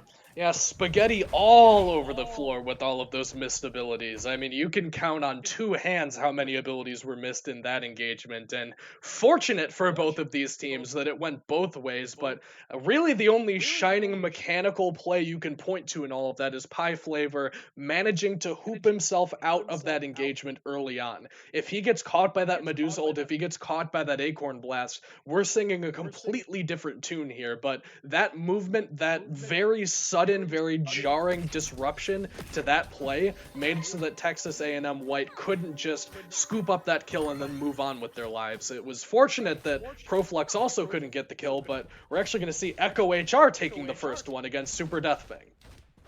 Well, Rika trying to make amends for the Soul Laner's demise, and they will put a lot of damage onto this Cucullin. Can't find the Flurry stun yet again, so they're just going to have to carry on as if that didn't happen. So it's unfortunate there for Rika, trying to make up for Proflux now, giving chase, cannot close the distance to reach that assassinate. And finally, Kaiser, we do see first blood going down, but not by will of the junglers, actually. It was just a straight-up solo kill, and that cannot be too good for the morale of A&M White. Yeah, quick shout out to Christina Applegate, and shout out Echo HR for finally managing to find his stake in this game, because he kind of got blown out of game number 1 very early on. Granted, there was some jungle pressure that lended to that, but he looked like he was very uncomfortable for that entire game 1. And to now just rotate back into game number 2 and get that solo kill, that is a huge confidence boost for Full Sail Armada. We don't talk enough about how important it is to really bolster your mental in addition to bolster your game state, and that's what a turnaround kill like that will do for you.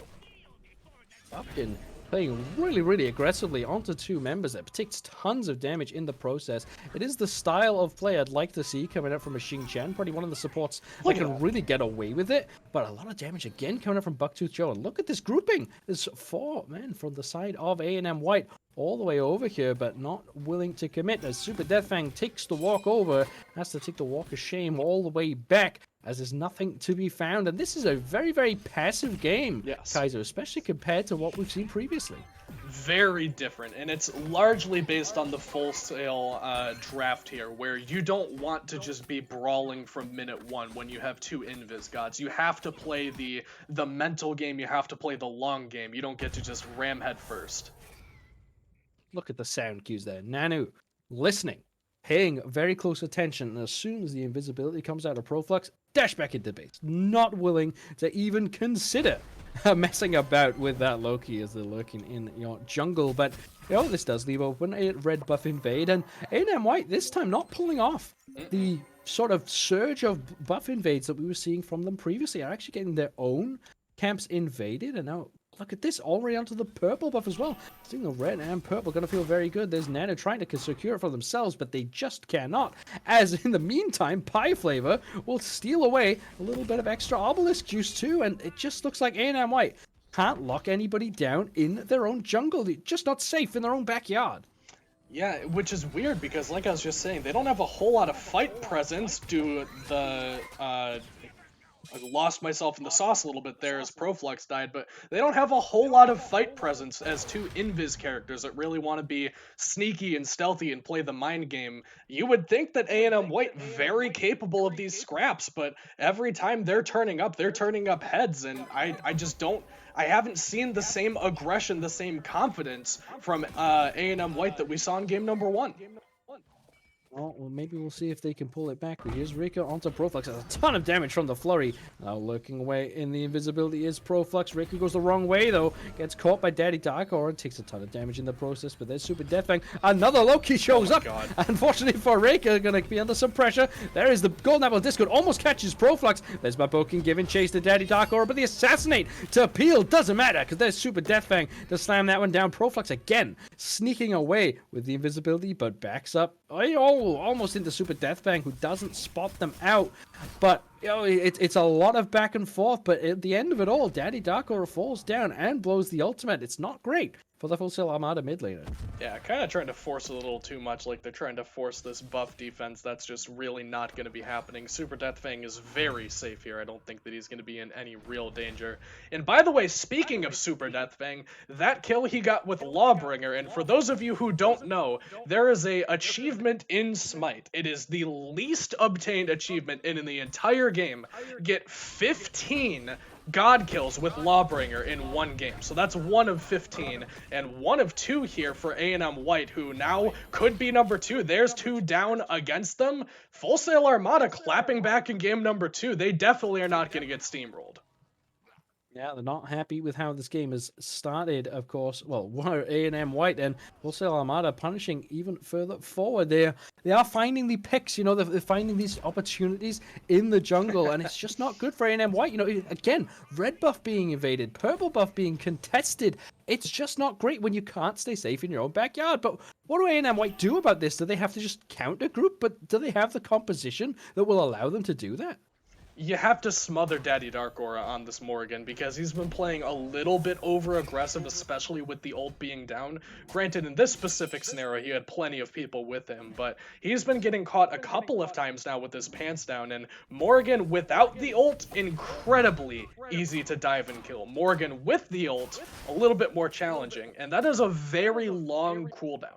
So it's a very mental game against a Morgan of understanding when each team has their opportunity, because when you get 2 gods out of your mid laner in one fight, it feels like there's no way you can possibly lose. But then you get this mid laner picked, you walk into the wrong corridor without vision, you find Ratatoskr in the jungle when you're not expecting it. That's a whole different story, so we'll have to keep an eye on Daddy Dark Aura and see if he can continue to play safe when he needs to, but right now they are not safe. They are going for this Gold Fury.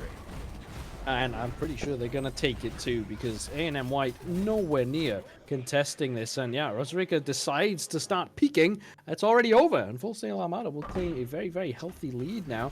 Daddy Dark Aura gets caught backing in a bit of a bad spot, but Rika gets the dash caught. That dart will not get them away, but hold on. This Through the Cosmos might get them in, because there is Pie Flavor getting caught by the Woven Rage of Steel. Nice lacerate at long range will mean that a ton of damage comes through, but Nano can't find enough, as now all the retreat coming through from Full Sail Armada, because Proflux is looking for whoever they can target out, and it is Rika, and Echo HR will pick that one up. Bucktooth Joe nowhere to go, as they will fall on down, and that's a Gold Fury and 2 kills, and another clean fight for Full Sail Armada in this game.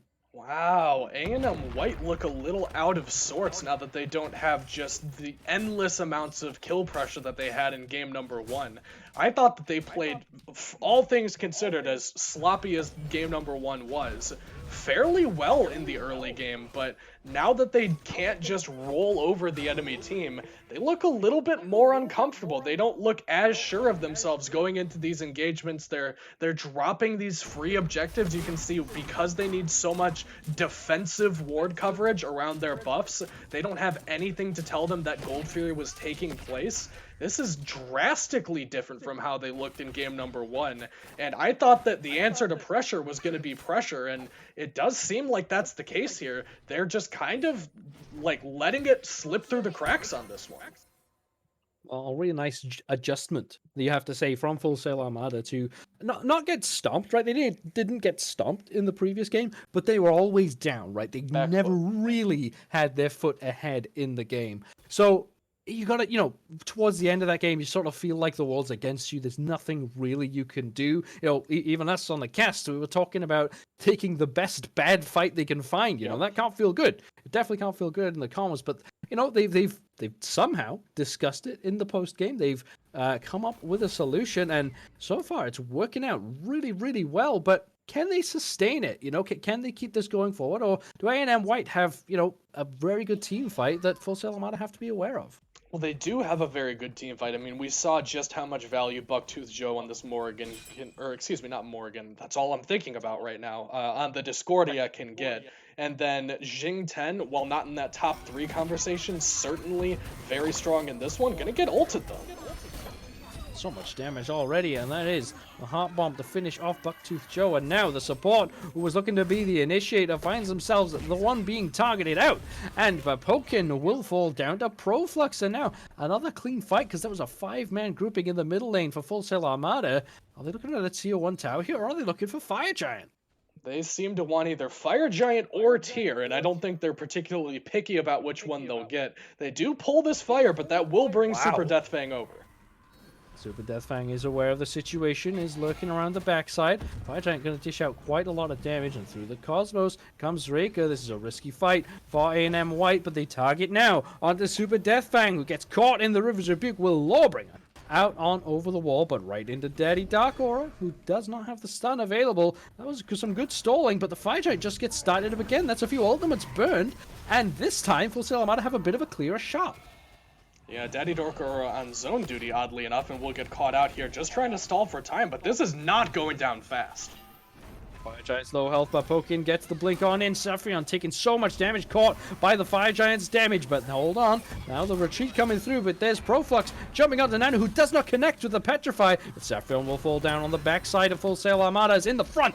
Look, so much damage coming out from Bucktooth Joe yet again. This Discordia having a lot of space, a lot of freedom. Proflux finds an angle onto Super Deathfang, who can't lock down this Loki, but Rika can. Rika can put out a ton of damage onto this Loki, but Pokin will slam down onto that kill, who has a Wilder Rage to steal again to throw away Pie Flavor, and it's just a retreat coming through, but Daddy Dark Aura gets the stun, gets the kill on the Super Deathfang. But to Joe, a lot of freedom as I discussed. Now maybe not so much freedom, but it's just Pie Flavor and Echo here, trying to put some damage onto this mid lane as Rika way off in the backside, trying to back to base, and it looks like Daddy Dark Aura will give up the kill. Can they find it? No, they cannot. As we go back onto the right side, this is still not really getting anywhere in a hurry. Well, hold on. Echo finally dives the tower. The Bucktooth Joe does not connect with the shoulder charge, though. It's just Pie Flavor. They don't have any Omi left. Can they find this last couple of basic attacks? Echo can. They will slam down Bucktooth Joe. Pie Flavor will escape. Daddy Dark Aura will show back up to get an assassinate onto Vapokin. Oh, hold on. This through the Cosmos coming. Rika, what is going on right now? This is the longest Fire Giant fight ever, and the Fire Giant's barely been a part of it. But Rika will finally clean up the kill onto Daddy Dark Aura. Very important, of course, to take down this Morrigan multiple times. Now Rika being chased away. There's another assassinate coming through. Rika falls down. How many kills was that, Kaiser? Because I lost count after 10. I lost count, and I envy your lung capacity for being able to track all of that engagement, because it lasted well longer than it really should have. I mean, that was ambitious at best for Full Sail to pull that Fire Giant, and then not only pull it, but really commit to it. It's pretty fortunate, in fact, that A&M White didn't get into a better position sooner to contest that, because while they did stop it, they seemed to be uncomfortable stepping up into, again, these double invis characters. You don't want to get caught by this Morgan, you don't want to get caught by this Loki, and now they're caught with their pants down at this Primal Fury once again. Full Sail will sneak another Fury away this game with next to no contest. This is just the perfect answer from Full Sail for game number 2, where they got snowballed on in game number 1. They just followed everyone around and stole all their farm. But they physically cannot find where this mid, where this jungle are to really lay on the pressure onto them. And once you can get to the point where you create space, you create threat just by threat of activation, by not knowing where X character is, where this Morrigan is, am I gonna get one shot? That is so much stronger than just saying, I have a disco in the mid lane, don't stand where she's standing. It's all mental at that point. You can see Daddy Dark Aura, they have to worry about this all game long. Is he lurking on a corner? Am I safe to step up here? And now they get this middle tier 1 tower. This map is blown wide open at this point. This is when you usually go for fire. Oh, well, this is where Super Deathfang's going to go all the way in with a Lawbringer, and looks like from the backside will come through the Cosmos from Rika. Bapokin leaping forward, does get stunned out though, and there's a really nice Fields of Love to shut down all of that aggression. Oh, big shoulder charge. Super Deathfang dragged into the whole enemy team. There's a River's Rebuke, not quite going to lock down this tier, but it might be enough as there's a Woven Rage of Steel coming through. Bucktooth Joe focused up with a big Petrify, stuns off two, and there's the solo laner falling down for one side, but the mid laner falling down for the other. Now Nanu has to retreat away from Echo, but Rika has been squirming about this entire fight, manages to walk on out of it unscathed at the end of the day. It's solo lane for mid lane, a tier for Morrigan. Pretty much even all across the board, but that was a 4 versus 5 because now Proflux is on the scene. Bucktooth Joe in the invisibility cloud, but someone knows a bit better about invisibility, and that's Loki. Will assassinate into the Phoenix to shut down this Discordia. Proflux, though, how are they going to get out of this one, Kaizo? I feel like it ends in death. Yeah, it absolutely ends in a blink over the wall, and then he's back to safety. Reiko will blink in as well, but will immediately get jumped at the speed buff and will not be able to take down Proflux, who, by the way, the best guess I've ever seen on where Disco is standing in her invisibility cloud, because he didn't have vision and yet somehow hit Bucktooth Joe with that invis, that vanish auto that does all of the damage, and forced out that Aegis to let him then later kill with the Loki ult. I've never seen a guess that good. I don't know if he had like a man on the inside, like he had like a frog or something sitting in the Disco cloud giving away her position, but that was very impressive. That completely turns that engagement to the point that now Full Sail, they don't have Disco's, or excuse me, A&M White don't have Disco's Aegis, which answers back for the fact that Daddy Dark Aura doesn't have relics. That makes you a little bit more comfortable to pull this Fire Giant again, which they're going to go ahead and do. Yeah, it's of course going to be a bit more contested. Very important to note though the positioning of Daddy Dark Aura to spot out the enemy jungler. Reiko will be chased out of this fight, but let's pay attention to the Fire Giant. That's very, very low health. There's the Fields of Love, which might be the secure, and yes, Full Sail Armada will pick it up. Now, can the front line of A&M White get out unscathed? Doesn't look like it because Pokin's already fallen down. There's the assassinate onto Reiko. Doesn't quite connect with the stun though. There's a nice Petrify coming out, but now to take so much damage in the process that they're just on out of this fight. And a nice Riptide onto two from Pie Flavor there, but no more Omi to continue the chase. It is just the one kill, but the all-important Fire Giant goes down, and our Full Sail Armada have the freedom of the map. Yeah, they're going to take that freedom to this tier 2 tower, and it looks like, yes, they do already have the Emperor's Armor online for this Yamoja, which means this has been a plan in the works for some time now, that they plan to siege, so I don't know that they'll be able to get this Phoenix, but they definitely want it. Yeah, they're going to try. We got Rika on the backside trying to find an angle in. They will jump onto Daddy Dark, or as Morgan takes too much damage, has to back away, but some good shielding coming through now. Rika on the retreat on the backside. Meanwhile, the front end of the fight, the front line being chased away as Rika will find the kill all the way in the enemy side of the jungle, but now the Phoenix re-engagement comes through. Bucktooth Joe finds another nice double CC. There's the Super Deathfang, jumps on forward, but doesn't connect with anyone with the Fearless as Phoenix finally goes down. Another chase is on as Saffron will fall out to run forward. Echo HR will find that spear right into the enemy backside. That's Bapokin getting killed off by Saffron, chased into the base. The final two backliners. Are they going for the Titan here, Kaizo? They definitely are going for it. I don't think they get it here, but they are looking for these kills too. Nanu 9000, barely living Bucktooth Joe answers back onto Proflux. Now Daddy Dark Aura falling. They've mounted the defense. It was ambitious at best, but Full Sail Armada will have to retreat with their tails between their legs because that was a boneheaded play at best from them to try to end without any cooldowns, even with only two still alive. Yeah, they sort of got a bit too over-eager, really wanted to finish that game off, but unfortunately, they step in, they think, someone is surely calling, we can end here, but problem is, Medusa, Discordia, two of the best defenders in the game, right? That Petrify covers such a wide area, and hey, if you're attacking, you have to be facing that direction. You can't really fight back with your back to the enemy, so, it's not a completely bad fight for Full Sail Armada because they get tons of kills, have a huge gold lead. Right. They get a Phoenix, albeit the worst Phoenix, but it's still a good fight overall, right? They are certainly still in the ascendancy here. Yeah, that's like saying you go to the donut shop and you get the worst donut. You're still getting a donut, and you're still happy about that, even if it is the worst one. A&M White gonna go ahead and grab this Oni Fury while we've got a little bit of downtime. And in this downtime, if you don't mind, Mr. Judas, personally, I'd love to see Oh. where these mid laners are on the damage charts right now, because that's what we were talking about a little earlier on. And would you look at that? Aren't tanks good with Cucullin by far at the top of the damage charts? Don't worry about who's directly underneath them, but this Cucullin, transformative from game number 1 to game number 2. On the Shiva, got put behind early, didn't get to do a whole lot. Now on this Cucullin, been given the world as opposed to having it taken away from him, and he has shown up in every single one of these fights, and looked immortal, caused havoc, killed people. He has 8 kills and 5 assists. Echo HR did not look good game number 1, make no mistake, but he is leading the charge in game number 2.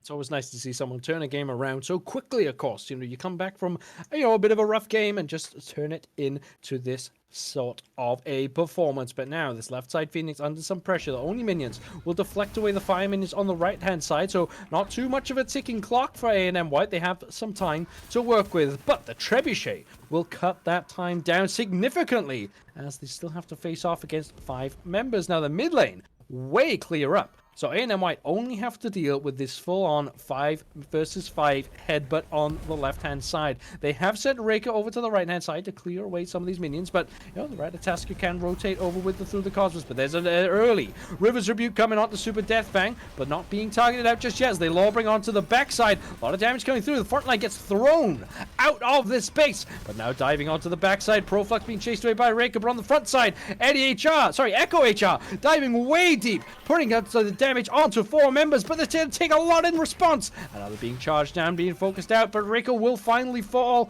having tried to shut down the enemy backline. But hold on, coming through is the Morrigan as Ratatasker, but doesn't quite connect with their target. Gets rooted out left side. Phoenix will fall down.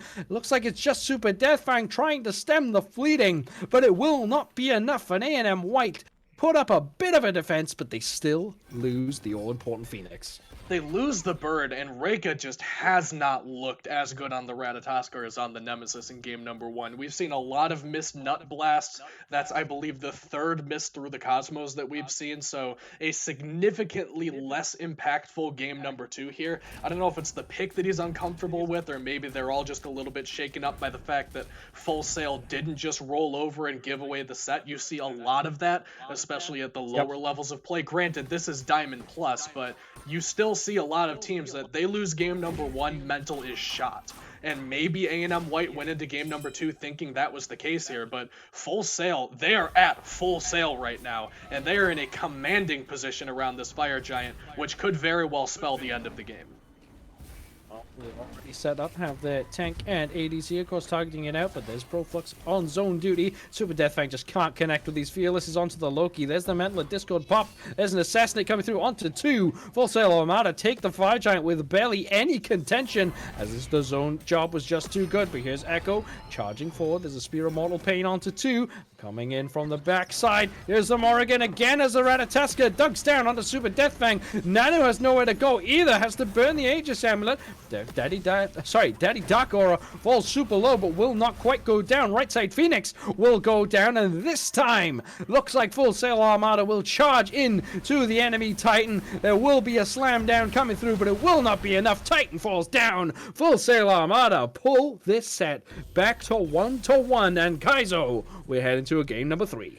Yeah, and they pull it back from the brink, too. If you gave me game number 1 in a vacuum and asked me if there was a game number 3, I would say there is absolutely not. That looked very convincing, but Full Sail turn it all the way 180 degrees around and make it look like they are the ones that they should have been forcing the game 3 out of their opponent. I mean, what can be said for how much different game number 2 went because of the way that Echo HR played? I love to call attention to these star players who just stand out on their team.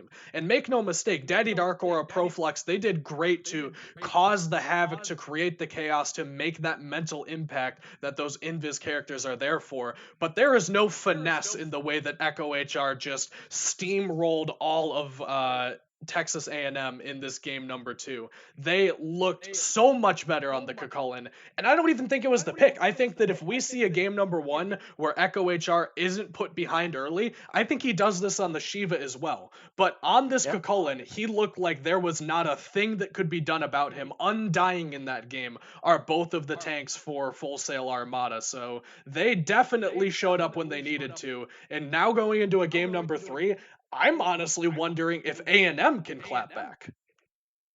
All right, well, clap back will have to be seen as who can come out of this set the victor. We will be heading to another short break, but when we come back, we will see the conclusion of this fantastic set. Of course, A&M White versus Full Sail Armada. Do not go anywhere. Grab yourself a snack, grab yourself a drink, and get cozy, because we will be back very, very shortly for game number 3. All right. So full disclosure, I'm not going to tell you exactly what it was yet. Okay. I'll tell you that afterwards. But for the first like 10 minutes of that game, I was getting tons of messages because something has gone wrong with the production. It's not that you were quiet. I figured out what that was. We're just going to have to deal with that this time. You're going to be turned up again for the next picks and bans. I was trying to make the loud noises quieter, but it looks like it's turned you down for some reason. I don't know how that's. But anyway, something has happened. I'll tell you about it afterwards.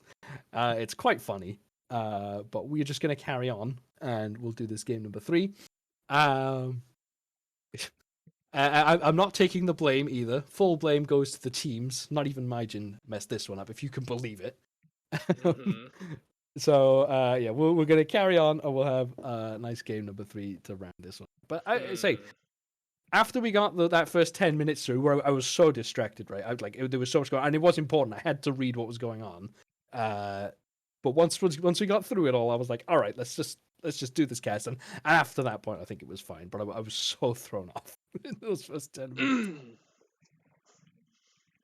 I thought that game number 2 went for us. I thought that game number 2 went even better than game number 1 personally. But yeah. So the early game, I was distracted. I still think I held it together. Like I don't think you could tell on definitely. cast.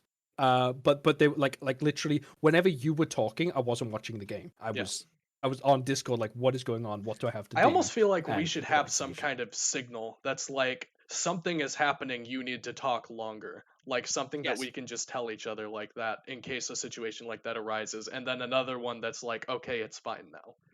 Yeah, we need a safe word. A safe word. Our safe word's pineapple. How about that? Just try to incorporate pineapple into your casting somehow. That means, oh my god, please help me out. I was a little bit sad though that I thought that the game was slowing down, so I wanted to talk about the tier ult thing because I think that's the most hilarious thing in all of SMITE. Yes. But then immediately a fight broke out, and I felt kind of silly for that. It was. I think you can slot those things in, especially in these quite high kill games. I thought it would. Let me get match ID number 3. If you need to take a break or something, feel free. I'm not on a rush. Yeah, I'm gonna suck on some water. Fantastic sound. I'm gonna say this on the desk because I think that the audience should hear this as well. But I literally ate my protein bar through like the scope of this is going to be over after this game, and then I will go to the gym. I did not expect a game number 3. Well, you might get surprised sometimes. That's just how it goes. Okay. Well, now I kind of need to know what's going on here. Just messaging my gym. D now. It's never. It's no. I'm not going to say anymore. I'm going to leave it there. I'll leave it there. And let me know. I want to know. Not yet. Not yet.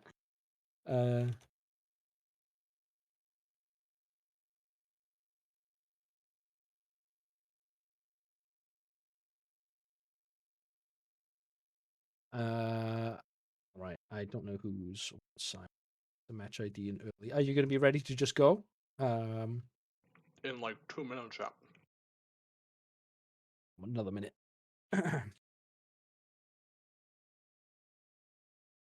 I'm actually gonna go make big boy gamer pee pee in the toilet, so I'll be right back. For it.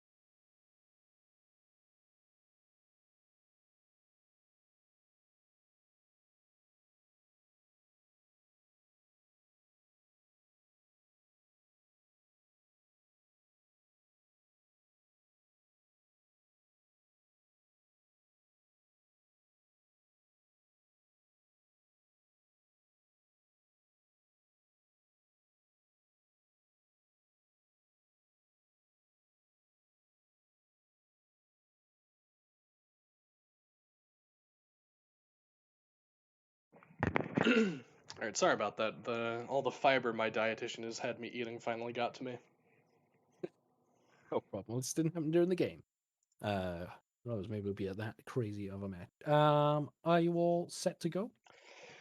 I don't know. I don't feel like I am, based on what I've been hearing from you. No, we'll be. Don't worry. Don't worry. Just pretend you don't know anything. Well, I don't. That's why I've kept you in the dark. That's why I handle the Wow, production man. like a I'm a blanket. professional. You can tell me these things. So I think I've solved it where we won't be getting our ears blasted on stream by Good. the stuff, Pixel stuff. But I also think you'll be coming through at a good volume. So hopefully that's what I've got. I'm just gonna play with this setup. But if I get my ears blasted, I'm just gonna give up. Right, let me get this match ID in and let's slam it down. All right. I also don't have a stream from you at the moment, by the way. I did actually forget. You did. That time, yes. Yes, that time I definitely.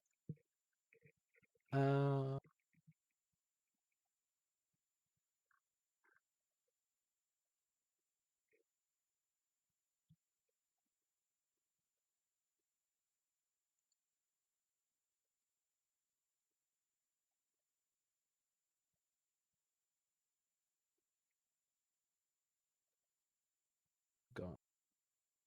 So Armada.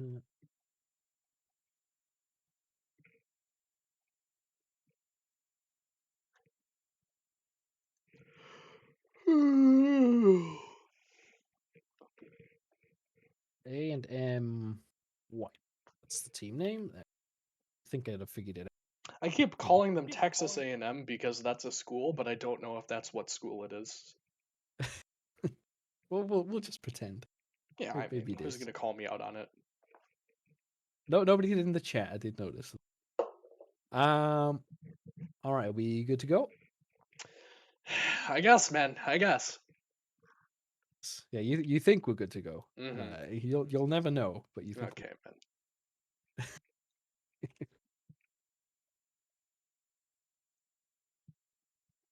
Oops. Also, don't forget to full screen the thingy when you do go live. Because it was small before.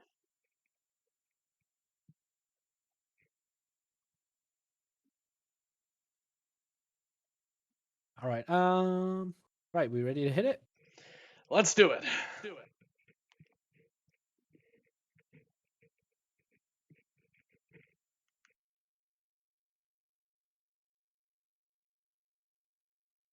All right, everybody. It's been chaotic. It's been crazy. It's been one-sided from both sides. Some might call that two-sided. I would say no, still one-sided from both sides. But this has been obviously the Albion Giants Collegiate Conference. We've had Full Sail Armada get beaten down in game number 1, then have them turn up and beat down A&M White in game number 2. But Kaizo, my second caster for today, how do you think game number 3 is going to go based on what we've seen so far? I think that Order team name is really going to take it over Chaos team name in this one. It's 0-0 right now.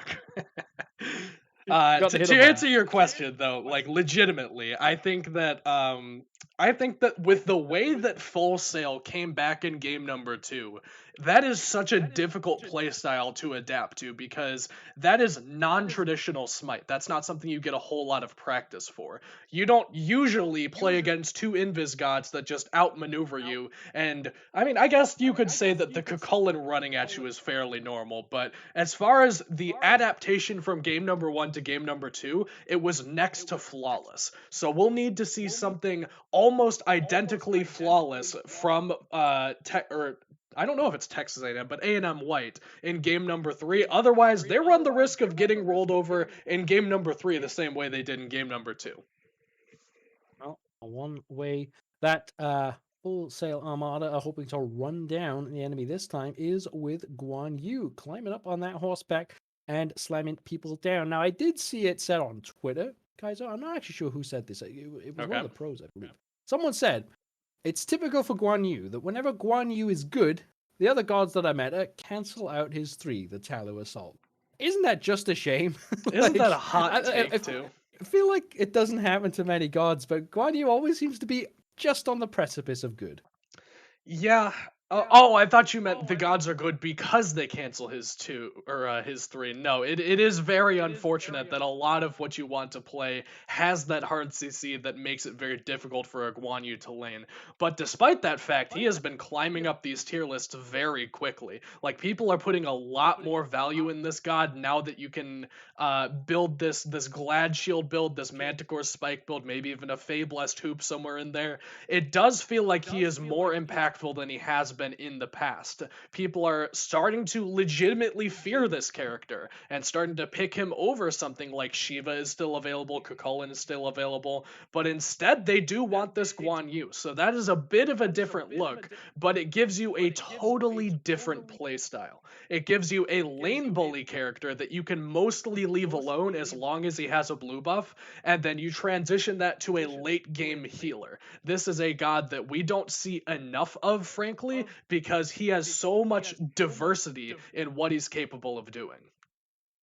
Of course, with those Fey Blessed Hoops, meaning that you can drop so much healing, combine that with percentage health shielding, I believe, it's potentially absolutely gigantic, you know? Like, Yep. and it's sustain that, you know, of course, healing and shielding quite different, Right. but in the way that you can heal someone up, have them have a shield, it just means you can be that little bit more aggressive, right? You can poke your nose in, maybe in situations you might not have been able to previously, including Guan Yu himself, right? You do benefit from Yep. those Fey Blessed Hoops yourself, so a fantastic pick. But through the rest of the draft, very, very standard stuff coming through, other than maybe this Charybdis. But I still think Charybdis has a bit of a spot in the current meta, but what do you think of this pick specifically, guys?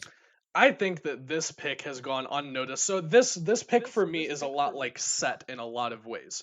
Where actually I guess just the one way, where people didn't understand the value of the pick and then suddenly people jump all over it and it's a top pick, top ban. I think that Charybdis is going to end up in the same conversation where people don't really understand why you would pick her, and then somewhere along the way somebody's going to realize this is the new era Jing Wei. This is as safe of a character as Jing Wei. And when you're playing against something like a Cupid who can bully a lot of conventional ADCs, you need something that can contest that comfortably. And Charybdis being able to go underneath the Cupid ult, completely immuning it without using an ultimate ability, that's huge in a meta where Cupid is basically considered a top 3 god across all roles.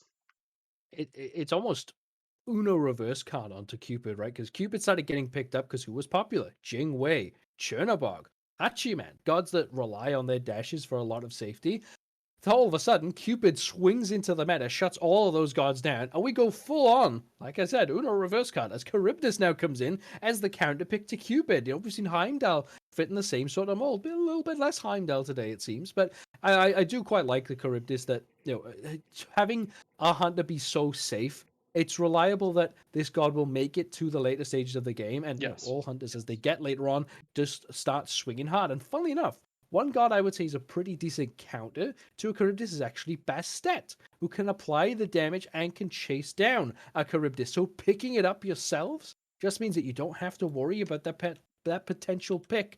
And you know, it gives you so much freedom as a Charybdis. I think this pick might be something to keep an eye on throughout this game.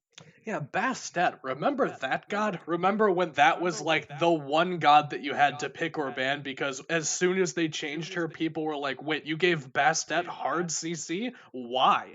And you just could not play a game without seeing a Bastet pick or ban. But kind of fallen out of favor instead of some of these like heavier burst characters, like we see the Ratatosker again, which I think that that's the second or third game we've seen it this set.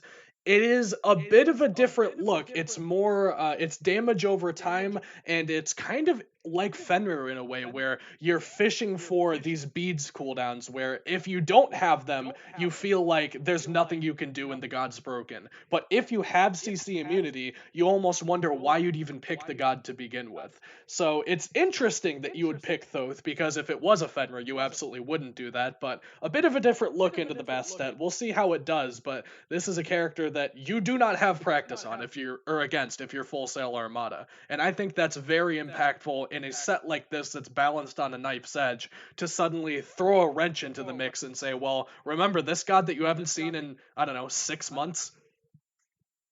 Yeah, I think now as we look at it, we see quite an even matchup, like you said, across the board and between these two sides. So now seeing them with these drafts that are a bit off the wall, a little bit different, could mean that someone slips up and falls away, dropping this set 2-1. But we will now be transitioning over to the match as we end in our third game of this whole entire set. It's been crazy, of course, Kaizo. We don't really know where it's going to end up. But, you've seen both drafts. You've seen how both teams have played it. We see Echo HR this time on, sort of a middle pick between the Shiva and the Kukulin. What are you expecting this? If you're going to put your hat into one of these sides and say, this team wins this set, which side are you going for?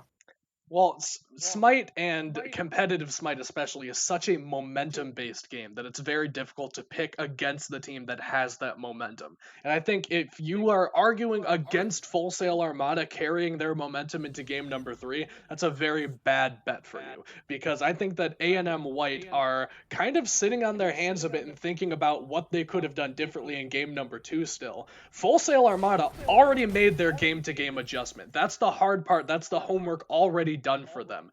A&M White now have to be able to make that adaptation in a position where if they lose this game, they lose the set and they lose all of the effort that they put into game number 1. So I would say Full Sail Armada, not based on the merit of the draft, but exclusively based on the intangibles of the set. I think that's a really key point, right? The intangibles, like you said, it's been done by Full Sail Armada. They've changed their style to win. So can Ryan and White do the same thing? But Rika not doing what you want in this sort of set, and a Bucktooth Joe in a lot of trouble, but a good double root. But the damage coming through onto this mid lane, Yu Huang, is too much. Kaizo, is that what you were looking for if you're AM White? No. Believe it or not, no. I don't think that's what you're looking for. And if you continue to look across the map, you can see Super Deathfang is pressured under his tower. Now Reika has to contest Proflux and is actually probably in danger here. Yeah, Reika on the retreat, of course, in their own jungle, because Daddy Darkora dashing through with that evade and punish. Reika, of course, only has the cat scratch, and Proflux will punish their enemy jungler for that. This is... oh my god, it's such a bad start for A&M White. I mean, the question is, guys, could it even be worse than this? Well, you could have lost in dual lane so far, and from the looks of it, everything is hunky-dory over here, at least for the time being. I believe that Interceptor actually went down in favor of Full Sail Armada, so, that's not good for them, but they haven't died yet, and that's about where the bar is at right now, considering Reika is 2 levels down on Daddy Darkora, hasn't even ticked over to level 2 yet. Reika had a rough game number 2. I don't suspect that this is the start you're really looking for a game number 3 after a bit of a frustrating game preceding it. So I'm going to keep my eyes on Reika because you need to have the mental fortitude to withstand this, and you are not withstanding the pressure that is being put on by Full Sail Armada. 4 kills to 0 in 2.5 minutes, shades of game number 1, but it's all one-sided this time. Almost a 5th going down as well. Daddy Darkora not quite landing with all the damage. Kaiser, if one day they introduce like a hardcore mode to Smite where it's like proxy comms where you can't hear what's going on, I would love to see the reaction of Bapokin as they move over to the mid lane and say, what the hell is going on? How are you 4 kills down already? It cannot be nice in this dual lane to, because now all the pressure's on you, right? You have to stand tall for your team to get back into this. Rika being under so much pressure, killed off again. Oh man, I don't believe it. Super Deathfang. Can they lock down this Ratatoskr? The stabs from the spear are quite a lot. Do they have the shield bash? No, they do not. Proflux gets away with literal murder in the enemy jungle. And I mean, I asked if it could be worse, and yeah, it can. Yeah, we're getting worse gradually. Like, it is taking some time, but it is continuing to get worse if you're an A&M White fan. And now in the dual lane, a little bit of pressure here onto Bapokin, but very safe with this Yemoja. is Bapokin. So this is the point where jungle is exceedingly difficult. I've played jungle at the competitive level before, and it is not easy to gank or do anything if all of your lanes are losing, because you have to exclusively farm your jungle and hope that an opportunity just manifests out of thin air, because a level 3 Reiko right now isn't going to put a meaningful impact onto any of these lanes, especially not at this HP. So kind of curious to hop over here and check out this farm. But because all of your lanes are losing, you can only farm the jungle, which means Proflux knows you are somewhere in that jungle, and he will continue to hunt you for likely the rest of this game. You can see him going for these back camps, knowing this is the only place Reika can be. So he's going to go for this fight or this farm, and regardless of what he gets, it is all dividends for Proflux. So much damage, Reika. You just need to give that one up. I like the ward placement on these small camps because, like you said, this is exactly where Reika wants to find their farm, but they just can't do it now. Bucktooth Joe smashed down with that final judgment. There are so many kills all across the map. It's just not this dual lane, although have I spoken too soon? Because there's Pyflare taking some damage, goes into the Defender of Olympus, but will not succeed. This by Pokemon will pick up that kill, but Rika will fall down again. Bro, leave him alone. Oh my god, I can't take it. I can't take this. 0-4 already. 5 minutes in is Rika on this best stat. Absolutely punishing their enemy jungle. At this point, it's not even worth Proflux's time. You get more experience and gold from a speed buff. But is this just the Ratatoska Bastet matchup, or is this just Proflux seizing an opportunity right now? This is nothing to do with the matchup. It's exclusively the fact that Reika hasn't looked great in these past 2 games and put themselves in a bad position early on in the lane, got first blooded, then made a very careless error to go to the farm where he knew that Proflux would be with a level advantage and just tried to contest that. Also, notably, Bucktooth Joe didn't rotate to help him out at all. Once you die once early as a jungler, it's not good. If you die twice, then you are pretty much out of it. There's Bucktooth Joe, gets the purification beads burned, and, you know, Proflux and Saffron. By the way, that was Saffron making the rotation over. That's a level 6 Cupid. Comes all the way to the enemy's damage buff to just put so much pressure on. And I've not seen a team play with this sort of pacing. Hold on, though. Okay. Right-hand lane, Super Deathfang gets one back over Echo. Kaizo, it's not great. It's not good. It's not incredible. But A&M White, you know, still putting up a fight in these early stages and sneaking away some small victories, we should say. Yeah, I mean, we'll still pog over a solo kill. I'm not immune to pogging over something that really shouldn't have happened. I mean, you can see Echo has the ult, also has the teleport, so probably just, you know, stayed a little longer than he needed to. And that's something that happens to these solo laners, especially if you are feeling yourself, if you're very confident, you're prone to overstaying a little bit. High flavor here. Oh, no, Reika gets caught by the classic fog gank. There's Reika on the retreat, but there's a calorie charge as well. Leaps on back right into Pie Flavor. They might actually get away with this, and if they do survive, that's a win for Reika. There's Echo HR diving onto Popokin, who will escape as well. So that's the sort of small win I was talking about. You don't die, but Reika, you really need to back to base. You do not want to die trying to contest this blue buff, and it does get stolen away. Super Deathfang can do nothing about it. They need to be careful now, though, because they're in the middle of 3 enemies. Daddy Dark Aura is chasing away Bucktooth Joe. This Reika with the blink forward doesn't connect with anything, though. And now needs to retreat because here's Daddy Dark Aura. Will slam down this Bastet, who burns the Huntress of Bast. Diving onto Super Deathfang now, who's still trying to brawl. 4 members in this right side jungle. Daddy Dark Aura with the slam down. The final judgment comes through. How does Nanu feel right now, Kaizu? How does who feel? Nanu, the Charybdis. Oh, see, this is the ADC effect, where they are completely immune to what else is happening on the map. You just I have a friend who's an ADC man, and he says you just pretend that you don't see it happening and hope that it works out in the end. Because you are powerless as an ADC right now when the entire map is on fire to do anything other than farm your lane and hope it doesn't come over to you. Because it is looking real bad for the rest of A&M White. They have a couple of shining moments where maybe Full Sail are getting too big for their britches and overextending, but I don't know. I have a friend who is one of the best Smite players I have ever met, but he has the weakest mental I have ever seen. And I just feel like that's kind of what's happening to A&M White right now is they looked so good in game number 1 when things were going right for them. And then game number 2, suddenly something bad happens and they just haven't really made that mental adjustment. It still feels like they're kind of playing on tilt and making some of these just careless errors that you can't really give up against a team that's as competent and as organized as Full Sail Armada has been in game number 2 and game number 3 here. You need that mental adjustment, that mental reset. Otherwise, it doesn't matter how hard you work game number 1. It doesn't matter how much of a blowout it was. You need to close, and they are not closing right now. Well, trying to close and, of course, seal the deal means that you need to get some of these gods some extra farm. And Rika, of course, despite being 0-5 to their opposing junglers 4-0, it's actually only a level down right now. It's probably about a level and a half. But the Gold Fury being started up by Full Sail Armada means that lead might start to skew other ways. But it's Daddy Darkor on this Toth that's just so frightening right now.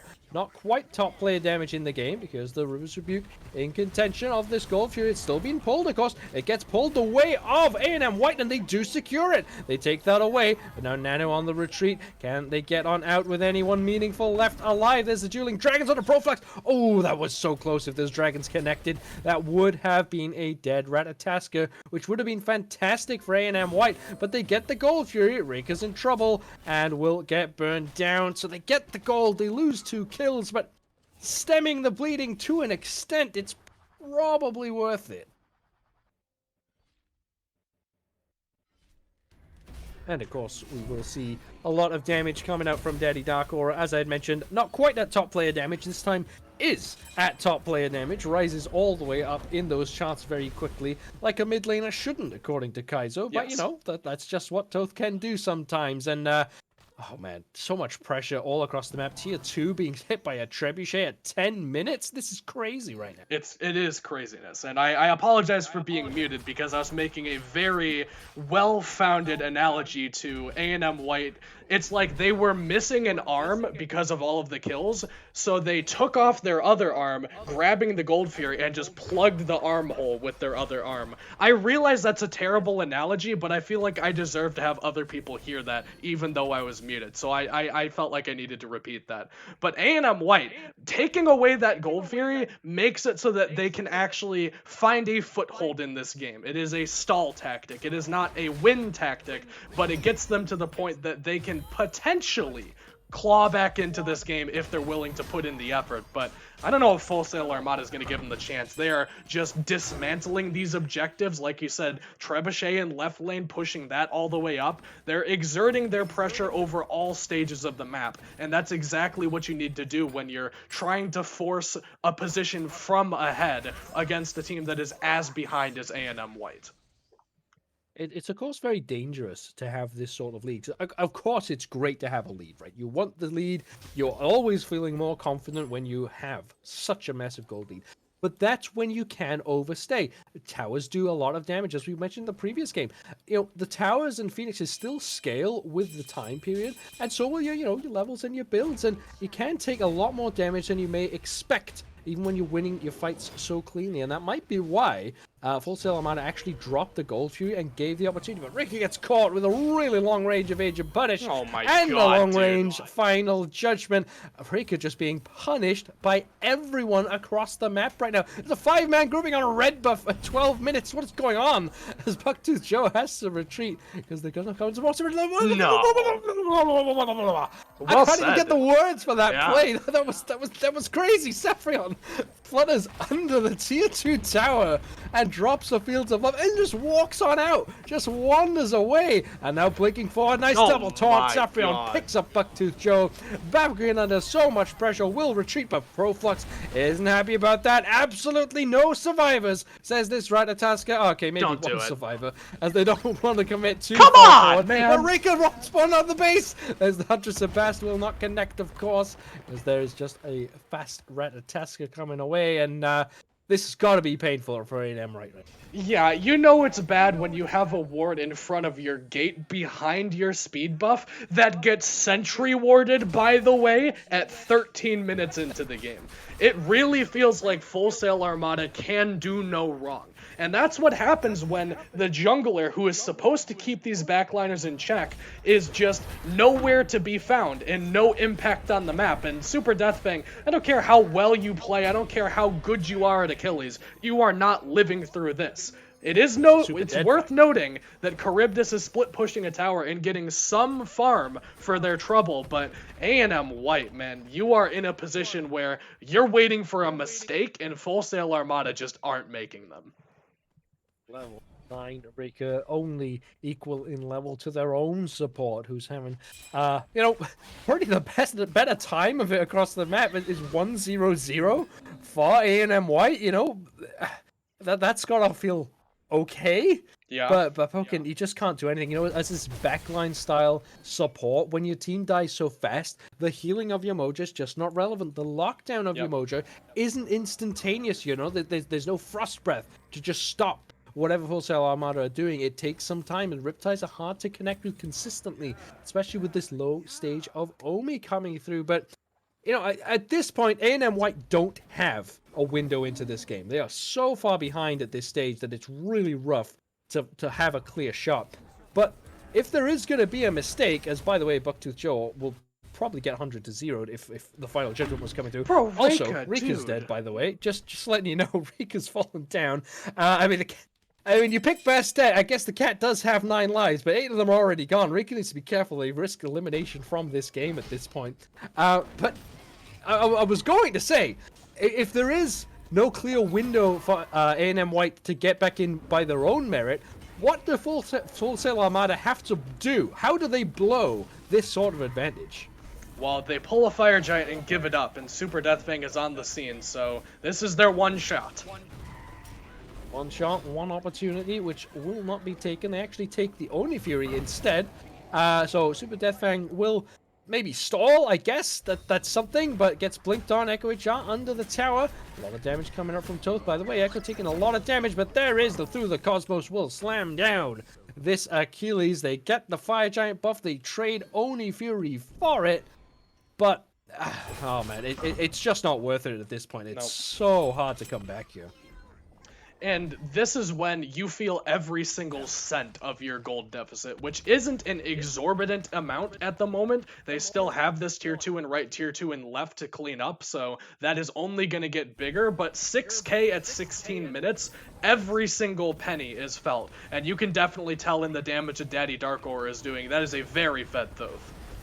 That's a really nice Rivers Rebuke, though. Will actually stop this tower from going down too quickly. And towers are the friends of A&M White. That's a nice Huntress at best, but it only connects with Pie Flavor. And now on the retreat is A&M White under their own Phoenix. Nano gets hit by the taunt, will manage to Aegis out the damage, and will survive to fight in this next engagement. But then Super Deathfang blinking forward way aggressively and will pick up Proflax. Okay. That is a shutdown onto the Ratataska. It's something you need, but it's really not enough because they still lost a tier 2, and even with the shutdown gold, that's not quite enough. Yeah, they're going to keep chasing, though. As you can see the pings coming out on this Phoenix. They think that if they can keep them occupied long enough, this Phoenix might go down to those Oni minions and left, so they're going to keep surging forward. Cupid knows this is taking place and is trying to get the back off, will end up resolving it, so they thought they had a chance, and it doesn't look like even if Cupid wasn't there, that would have been a real issue. But I like that they're still looking for opportunities. They're not just waiting for the game to end. They're still saying, this is maybe a chance back into the game, let's take it. And they're going to take this Pyromancer as well, so still some fight in A&M White, even if it doesn't look pretty. Yeah, of course, if the Phoenix goes down, it opens up the map, right? It means that Full Sail Armada have to go to that side, which means that A&M White can find some farm on this right-hand side of the map, which is just all they're looking for right now. They need something to find a window back in. They get a couple of kills here and there. Of course, only the 3 kills, though, so it's not quite enough. And, you know, Fire Giant taken almost for fun for Full Sail Armada. They do not need it to win these fights, but they pick it up just to be that much more frightening. And, you know, they're not even sieging. They're taking their time just farming up. This is quite a relaxing situation if you're Full Sail Armada. This is almost like a half Sail Armada, you know, just sort of cruising along, going with the flow a bit here. Yeah, just kind of riding those waves and vibing out, maybe cracking an age-appropriate beverage and just hanging out on the hull and watching the waves at this point, because they're definitely making waves in this game number 3. They are in a position where you can do no wrong, and Super Deathfang has certainly done wrong. Yeah, takes a ton of damage already, and instead Nanu will fall down for Super Deathfang's transgressions. That is a left side tier 2 going down, and the push seems to continue on to this left side Phoenix. Do they have any sort of defense left in them? Possibly not. There's Bucktooth Joe throwing out some damage and not connecting as this Yukong takes too much damage and has to retreat, but hold on. Daddy Darkora gets the shot from somewhere. I didn't even see. I want to say downtown, but I think it was further than that. As this left side Phoenix gets burned down, they focus their attention on mid lane Phoenix, possibly. They're going to play it safe. Full Sail Armada, but I'm not sure there's anything that AM White can do about this. Yeah, you're really looking at your Phoenix has to be your MVP here, and then maybe you execute someone with Super Deathfang, because I think Daddy Darkora said it best himself. They are chilled out in these stages of the game. There isn't really a whole lot that threatens them at this point when you're, 7k gold up at 19 minutes. You have the Fire Giant just falling off. You've got all of the towers down. You got a Phoenix down. You just got a Catapult. There is not a better map state you can ask for. They took all of A&M White's farm, which, by the way, a detail a lot of teams will miss out on when they're in this kind of position. You don't want to give A&M White any window back into the game, and if you let them get their own farm, that is still leaving some kind of window open, no matter how small. Full Sail Armada are taking this game very slowly now and just making sure that they do everything right, because they don't want a repeat of game number 1. Yeah, crossing the T's and dotting the I's, right? You know, making sure absolutely everything is done. A bit of a 100% completion speed run coming through from Full Sail Armada. Not the quickest of games, of course. So we are 20 minutes in. It's not like it's been complete destruction, but, you know, that's due to the pace that Full Sail Armada have been setting. And, you know, they're looking at this Fire Giant, of course. Daddy Darkora just putting so much of a threat out, right? Like, actually chasing away a solo laner. That just doesn't happen in this sort of game, you know, especially in organized conquest. But this is the state we're in, and looks like Full Sail Armada are going to happily take the Fire Giant down at their own pace. Just slowly take it with 2 members, not commit anyone forward, and Daddy Darkora still looking for kills. Yeah, why not? I mean, take your time. If they're not even coming, then why bother sending even more people? Just continue to stat pad and make me look like an idiot saying that mages aren't very good. And while we have a brief second here, and actually we might not, as it looks like A&M White don't like this Trebuchet being here, and only 2 members of Full Sail on the scenery, they're going to jump in.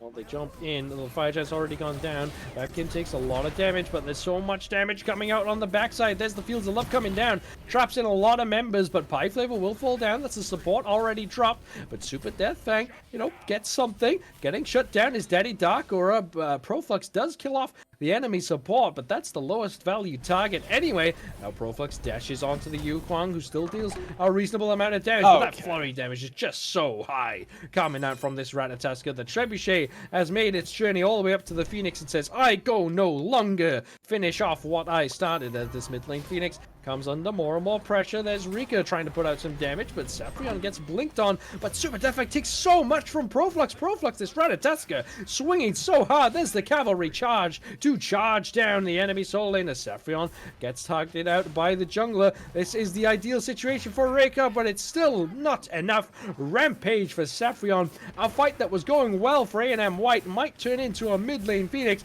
as this 3-man fight from Full Sail Armada takes the Phoenix, takes plenty of kills. Proflux will get out alive, and just a great fight still for Full Sail Armada.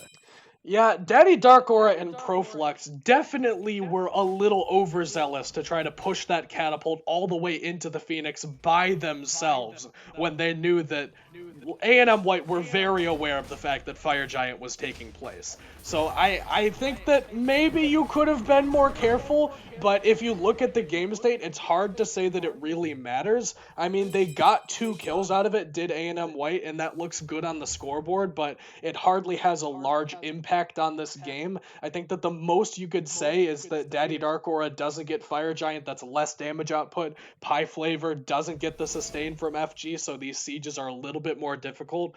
But when Echo HR is keeping you topped off with 40% cooldown Guan Yu with this Fablest Hoops, it's really hard to say that it's really going to be a meaningful impact.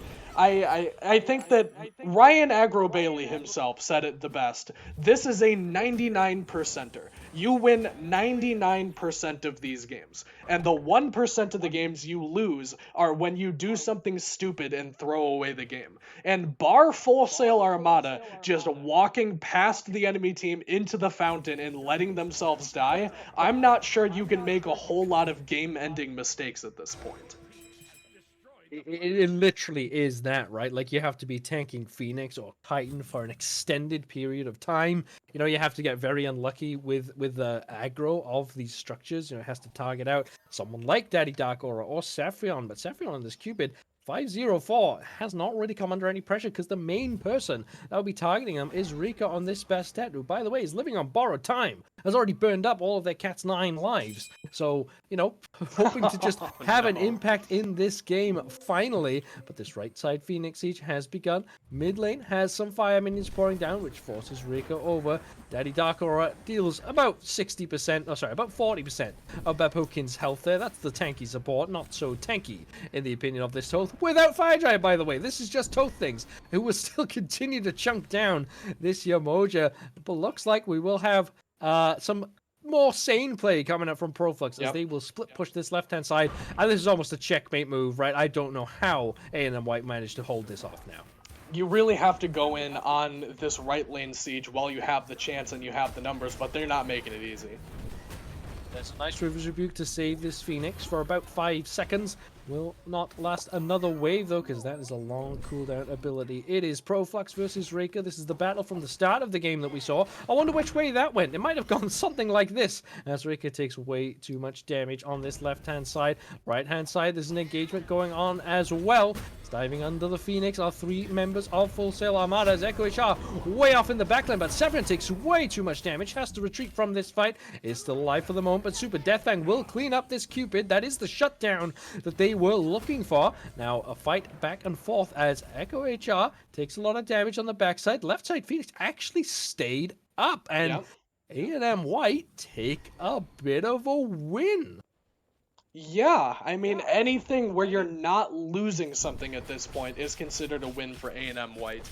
And you need a lot of those. You need probably 2 to 3 more engagements like that where you don't lose anything and you stall the game state before you get to start playing for a win. You probably need 1 more fight where you don't lose anything, and then you can neutral contest around this Fire Giant pit. You can start to, like, legitimately look at putting steps together to win the game. But as of right now, you are still in defense mode. All of these Phoenixes are so incredibly low health. If you're not careful, Full Sail Armada can just walk right back in. You don't get the luxury of contesting this Fire Giant. So A&M White turned up dividends on the siege defense, make no mistake, but they do need to do that several more times before we really see an engagement start to matter as it comes to turning the tide. Super Deathfang will show face head on up, but this Fire Giant's just too low, as Achilles will have to retreat. But there's some low health bars here, and A&M White are on the scene. Super Deathfang, though, really low at the start of this fight and already burned down. Is one of these tanky frontliners. Pie Flavor dives in front. Get down, Mr. President Saffron, as they will block that Huntress Abast from their Hunter player. And it is just a war of attrition now, as Nanu, with no Whirlpool form available, goes up into the more hungers, but it will not hunger enough, as Daddy Dark Aura gets the double kill kill slammed down, and it is the choice of the Phoenixes. They get the pick of whatever they want, and they choose to run it down mid, the classic old way to end the game as quickly as possible. Now this Phoenix has gone down.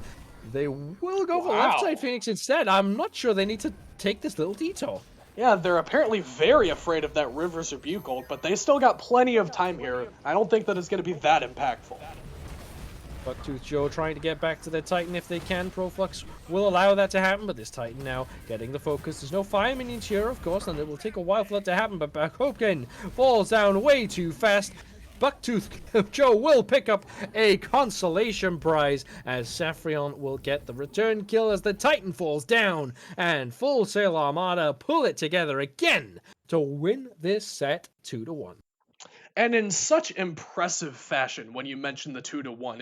If you can harken back the 2 hours and 30 minutes to game number 1 where we saw A&M White just completely blow out Full Sail off of a scrappy, dirty game that they later just cleaned up and rolled over. But credit where credit is due, Full Sail made the incredibly difficult adaptation of understanding where they needed to make changes. They cleaned things up. They played a clinical game. They rolled over game number 2 in convincing fashion. And in game number 3, it just didn't look like A&M really showed up to play. I mean, you can argue Super Deathfang definitely looked like he was doing his best, but everywhere else on the map, it was just nobody home. I think that you can specifically point at the jungle. I think that Reika was playing on tilt that entire game number 3, and when you have to be the driving force of a composition, like this jungler, specifically Bastet, you can't let the game impact you to a point that it takes you out before the game state does. I think that if we see a game where Reika gets first blooded and then continues to play the game as normal, that's a totally different game number 3. But because he let himself fall that far behind, let himself get bothered by the state of the game, I mean, Daddy Darkor and Saffron did whatever they wanted. Yeah, so much freedom on the map, of course, just means that these backlanders put out way too much damage. Speaking of which, Daddy Darkor on the Toth in the mid lane. Another mid laner getting very high damage, guys. So I think mages are back. Okay, well let me speak to that because I didn't get the chance to during the game. The only reason he was allowed to do that much damage is because flat pen from ahead is busted, and no one will try to argue that. If you don't have protections and you're taking away a flat amount of those 0 protections, it's much more impactful, and that's what Thoth as a character with inherent flat pen does so well, and what Spear of the Magus buffs will do so well for you. If this is an even game where the team of A&M actually get to build protections alongside that damage scaling, I don't think Thoth does anywhere near that much damage. And you can hold me to that.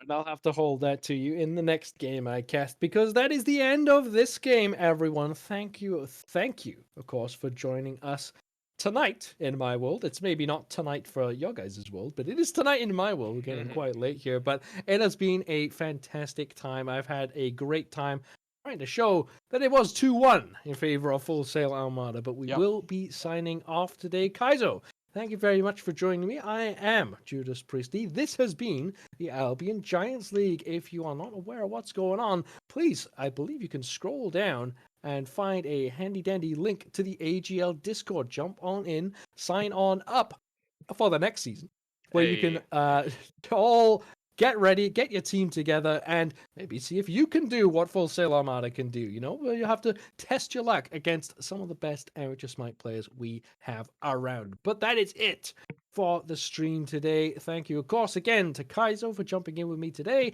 Thank you to Majin Busher hooking us up with this game today. It's always great fun. But please follow this channel, everybody, so you can be sure to tune in the next time there is an AGL game going on. But I have been Judas Priestley, and Kaizo, will you sign us off for today? Yes, sir.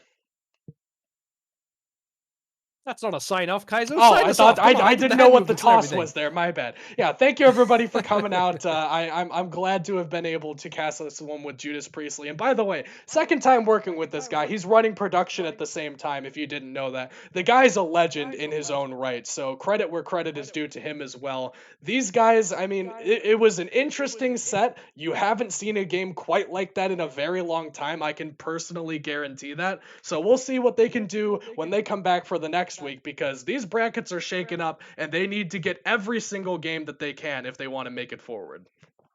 Of course, a reminder in the chat coming through that we have another game starting here in just 20 minutes. So I said follow. Instead of following, how about you just sit right here? Just do not do anything. Maybe go get a snack, go get a drink, and just tune in for the next game coming. But this is it for us today. We will be seeing you guys another time. Thank you very much for stopping by.